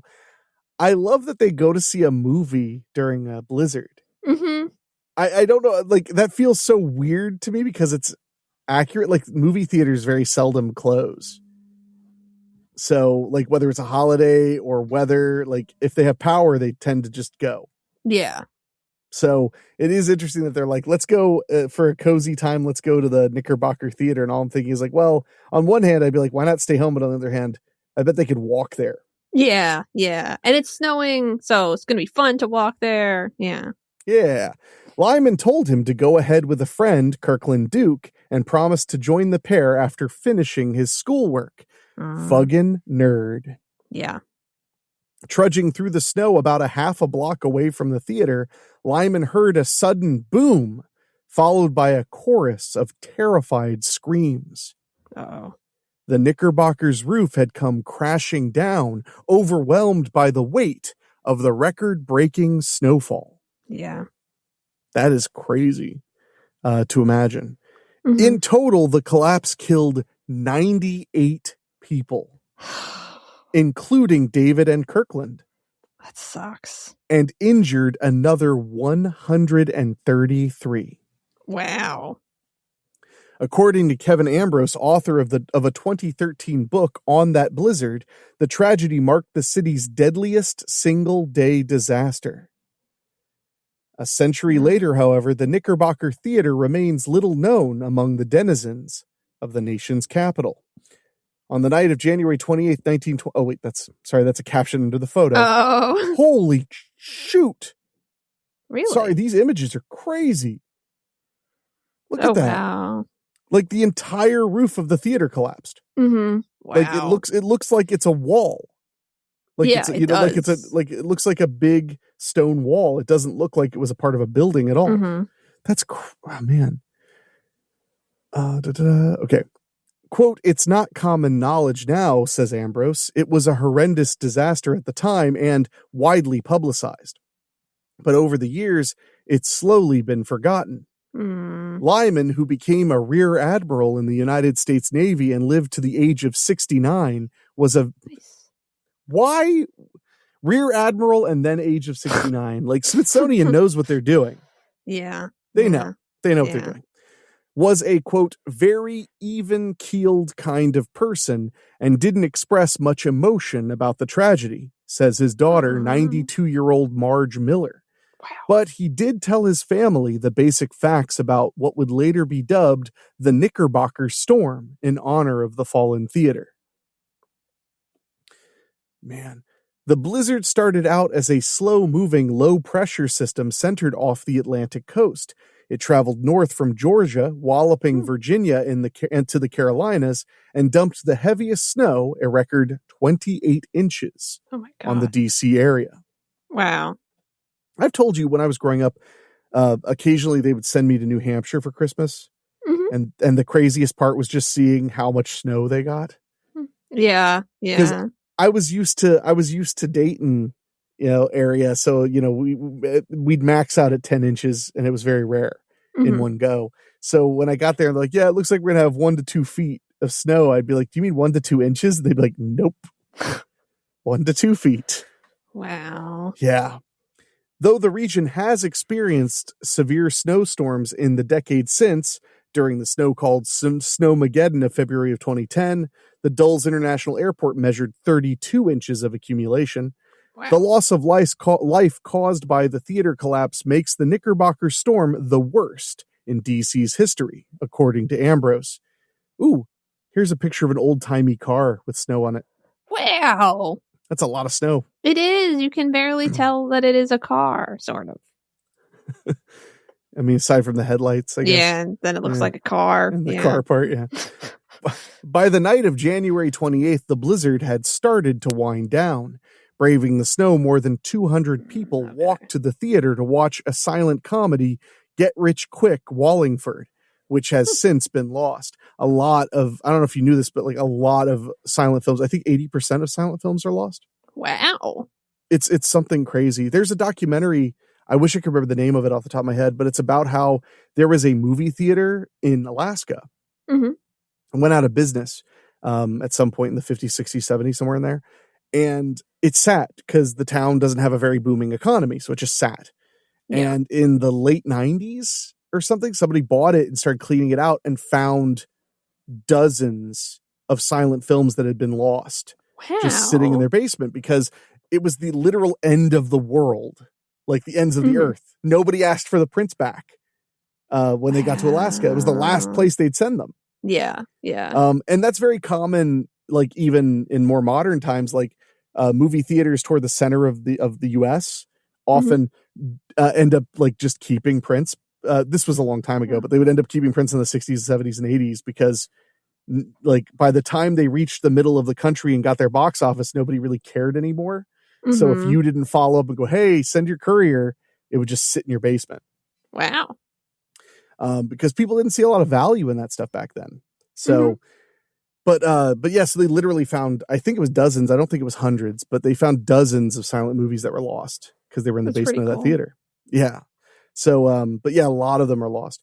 Moviegoers paid 25 cents for admission to the Knickerbocker, which Ambrose calls the Titanic of Washington theaters at the time, both for its elegant style and its fatal vulnerabilities to the forces of nature. Yeah. Yeah. I'm curious what 25 cents was worth in 1922. Because that sounds like actually a lot. I say $10. Dollar inflation calculator. Okay, so it's about $4.82 today. Oh, geez, that would have been nice. Well, the reason I thought it sounded like a lot was because I remember when, like, in the 50s, McDonald's hamburgers were 5 cents each. So, really? Yeah, they started out as a nickel. I'm almost certain. Huh. Well, how much movies are more important than hamburgers. I mean, I would have to agree. How much was a burger at McDonald's? Okay, I'm wrong. 15 cents. Okay. Okay. That actually, really now it makes more sense. No, I mean, yeah. No, that's super duper cheap. Anyway, I can't help it. Okay. Rabbit holes are my thing. It was the most opulent and luxurious theater in DC, and it was in a very high-end part of town, he says. Open to great fanfare on October 13th, 1917, the Knickerbocker had a seating capacity of 1,700. Yeah. So the 200 people there, that was actually a small house. Mm-hmm. Thank goodness most people didn't want to go out in the snow, I guess. Yeah. And boasted both a movie screen and a stage where a live orchestra played music to accompany the silent film of the day. Oh, that's so cool. That was pretty awesome. Yeah. On the night of the collapse, only about 11 of the 20 musicians showed up to the 9 p.m. showing. Yeah. Yeah.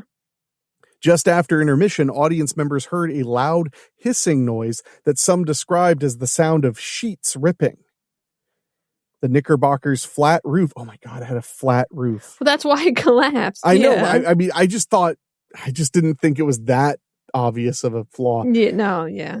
Burdened by the heavy weight of the wet snow, was starting to split down the middle. Wow. A small dust cloud started leaking from a crack in the ceiling above the stage, but went unnoticed by most attendees. The orchestra kept on playing until the unthinkable happened. Oh, God. And we'll talk about that right after this break.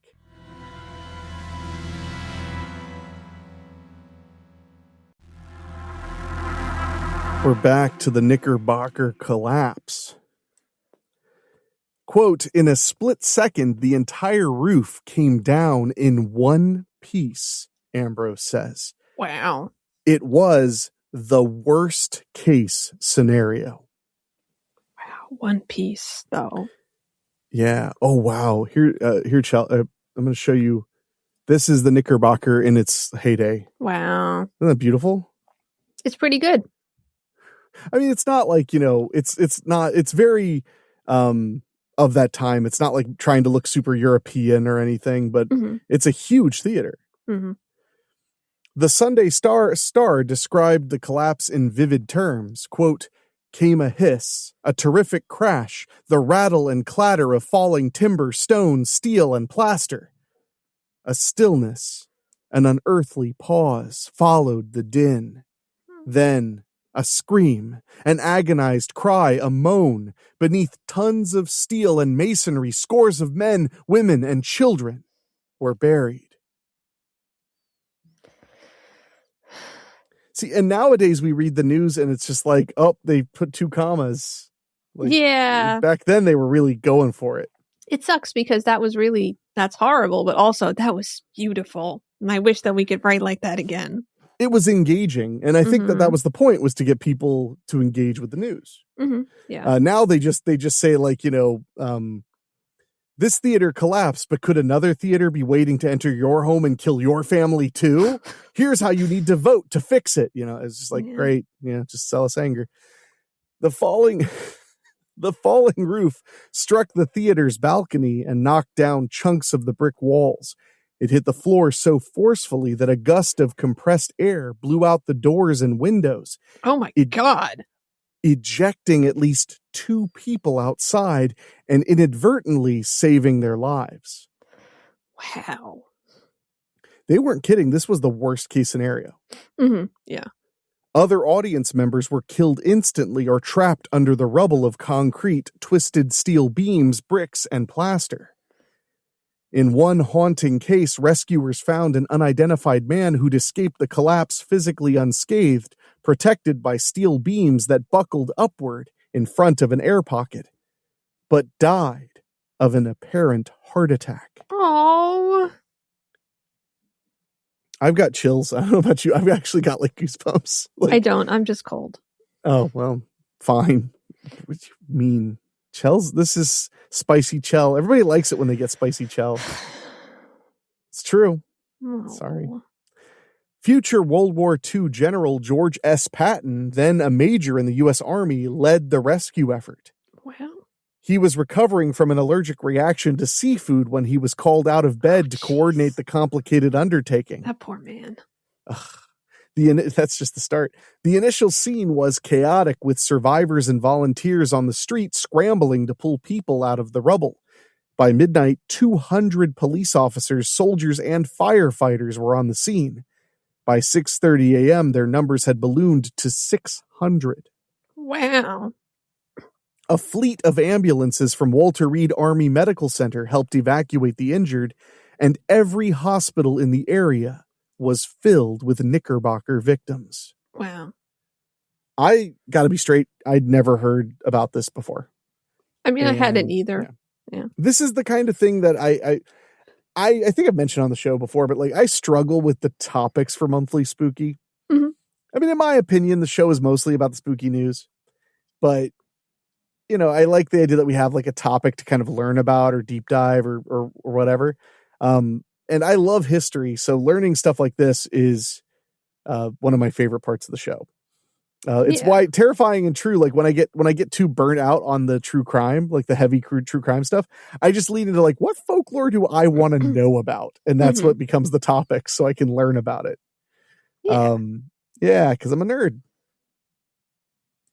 Sorry. Several thousand onlookers gathered near the theater to watch in horror.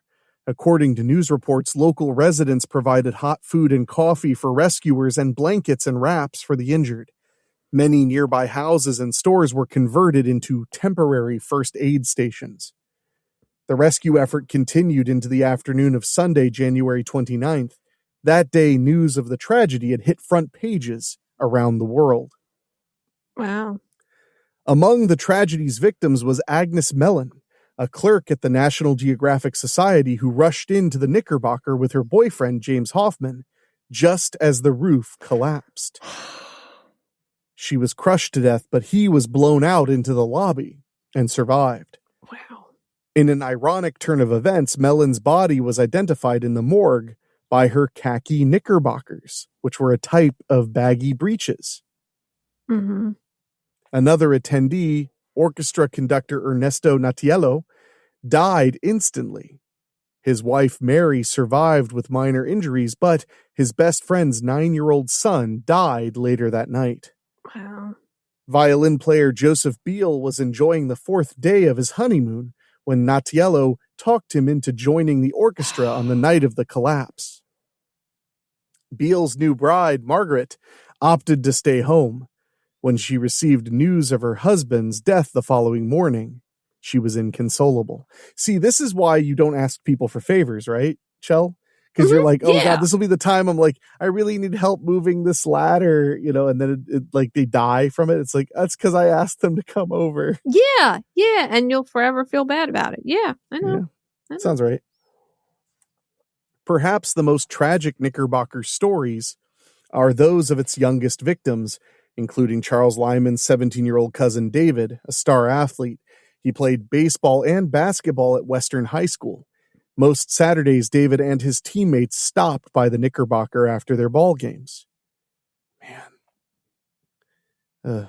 According to David's nephew, Frank, now an 84-year-old living in Bridgewater, New Jersey, his family never discussed the tragic loss. David was a leader in the community, athletic, smart, and very good-looking.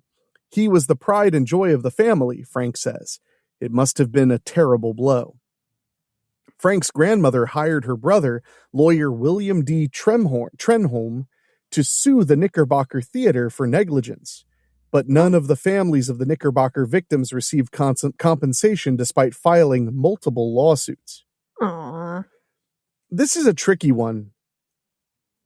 You know, because like, the building should have been able to handle it, but it was more snow than they'd ever seen ever. Yeah. So it's hard to like gauge the fault level, I guess. I'm trying to remember how many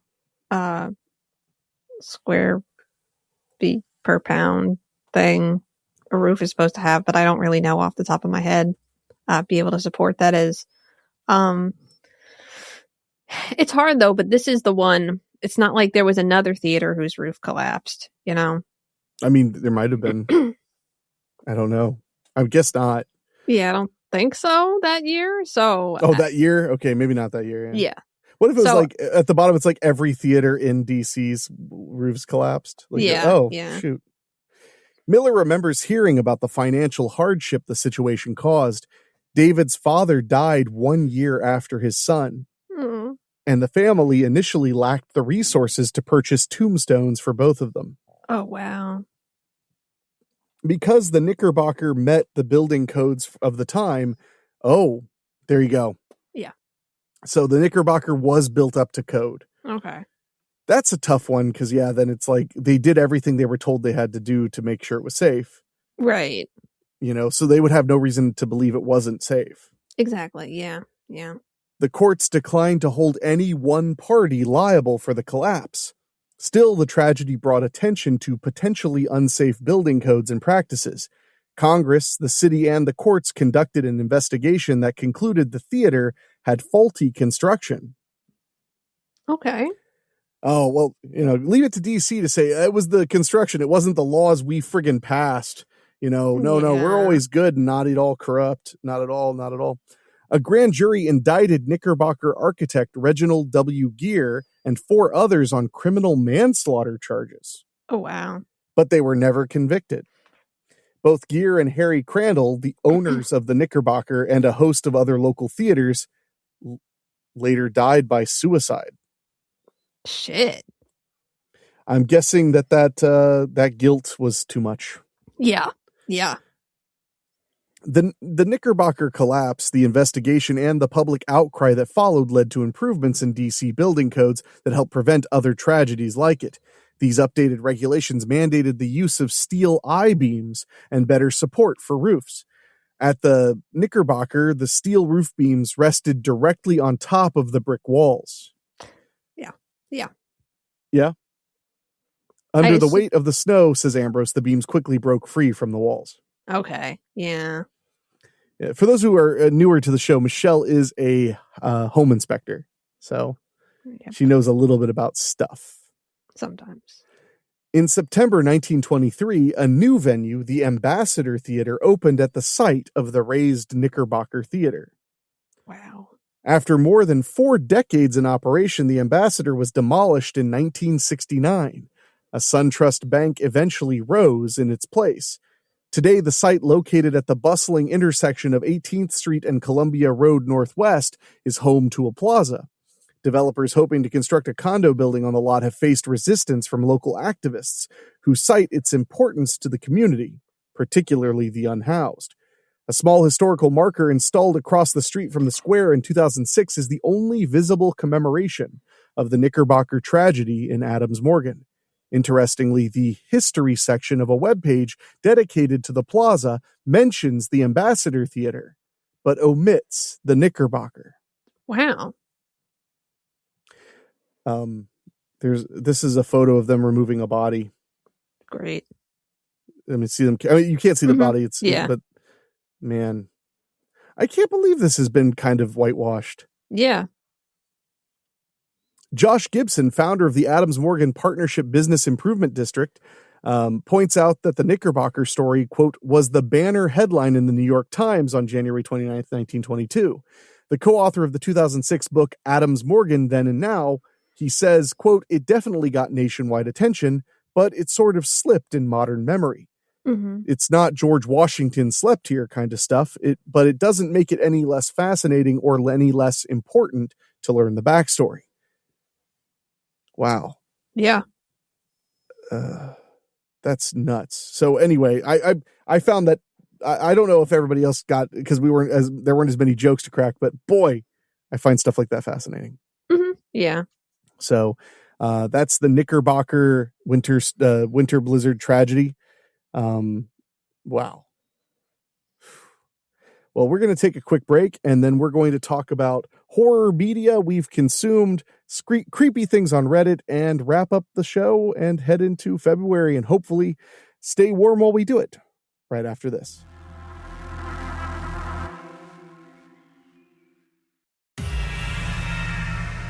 All right, we're back wrapping up this very snowy January episode of Monthly Spooky, and Chell hurt herself as I was saying that. What did you do? I just poked myself in a way that hurt. Do you poke yourself in ways that don't hurt a lot, or what? Yeah. Like this. Okay. I'm poking my leg and it feels fine. Okay, I stand corrected. Yeah. You win this round. So one of the things I love about doing this show is when I do the little horror media roundup, mm-hmm. I always realize it helps me realize wow, I watched a lot of horror movies in the theater, or, hey, there weren't that many.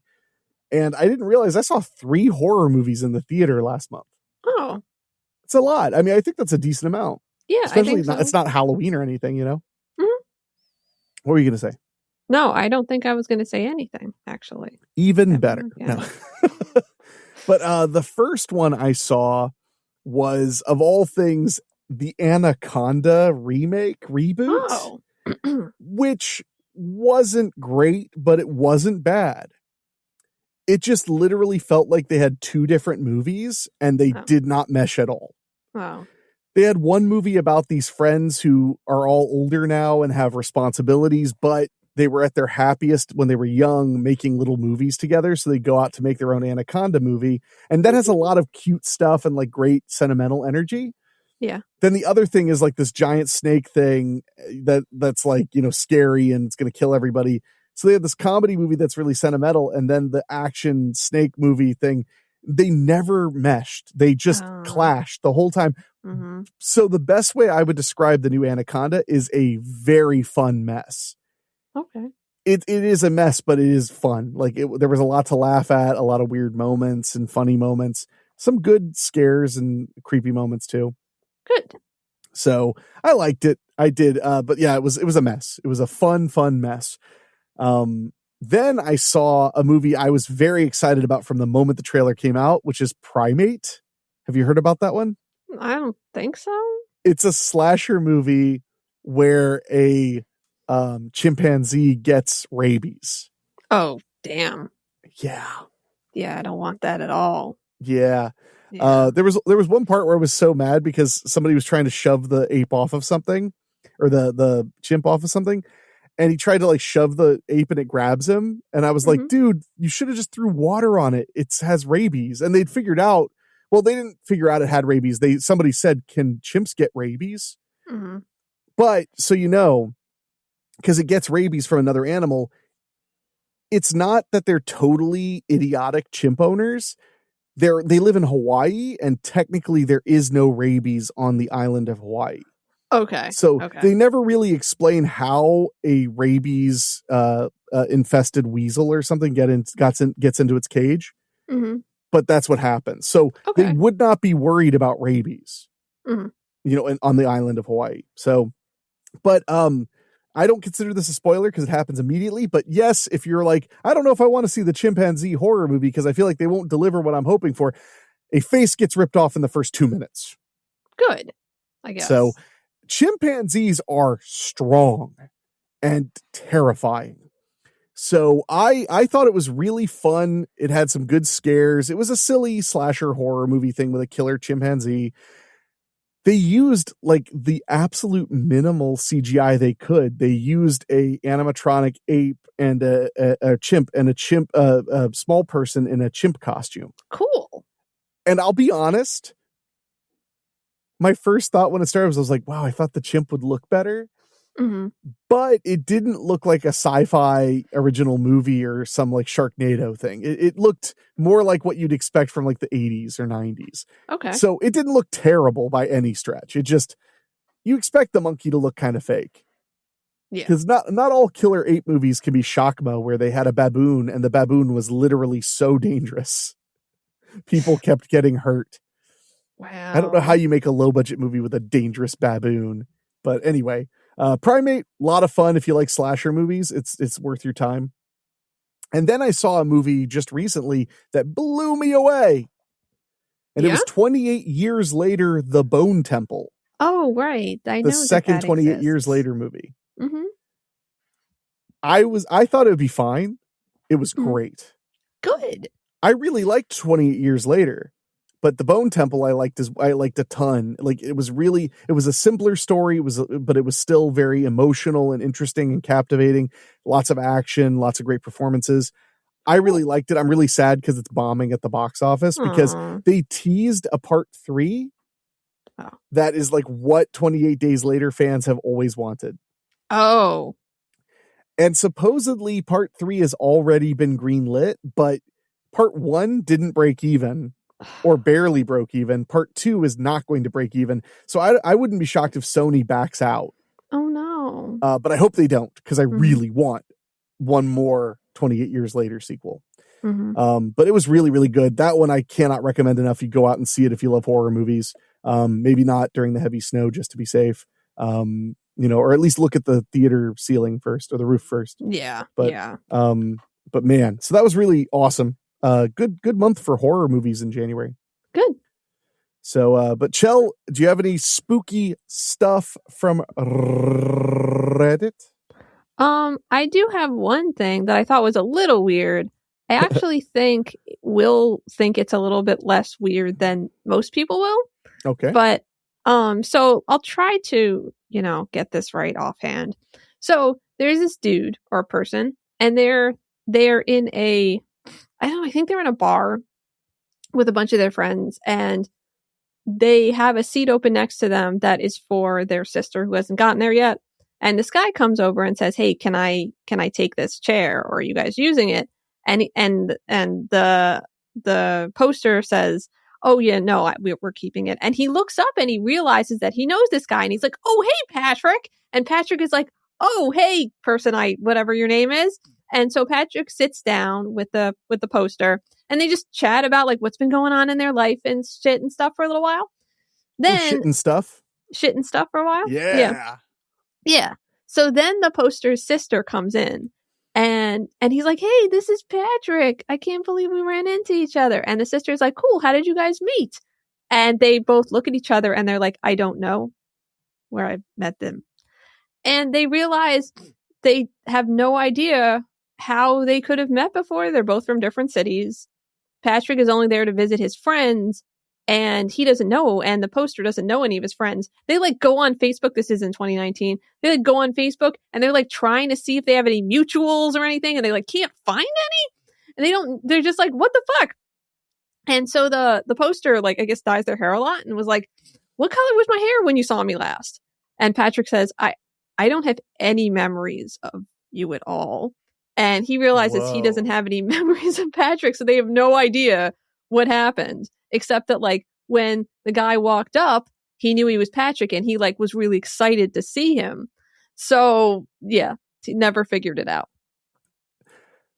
I usually have some theories or ideas, but that one's kind of leaving me kind of gobsmacked, to be honest. Yeah, I mean, the only thing I could think of is that he knows a Patrick, and he just like got it confused for a second, and this kid just happened to be Patrick, and like he said the right name, so they like kind of just ended up talking and then realizing that they didn't even really know each other. But I don't know.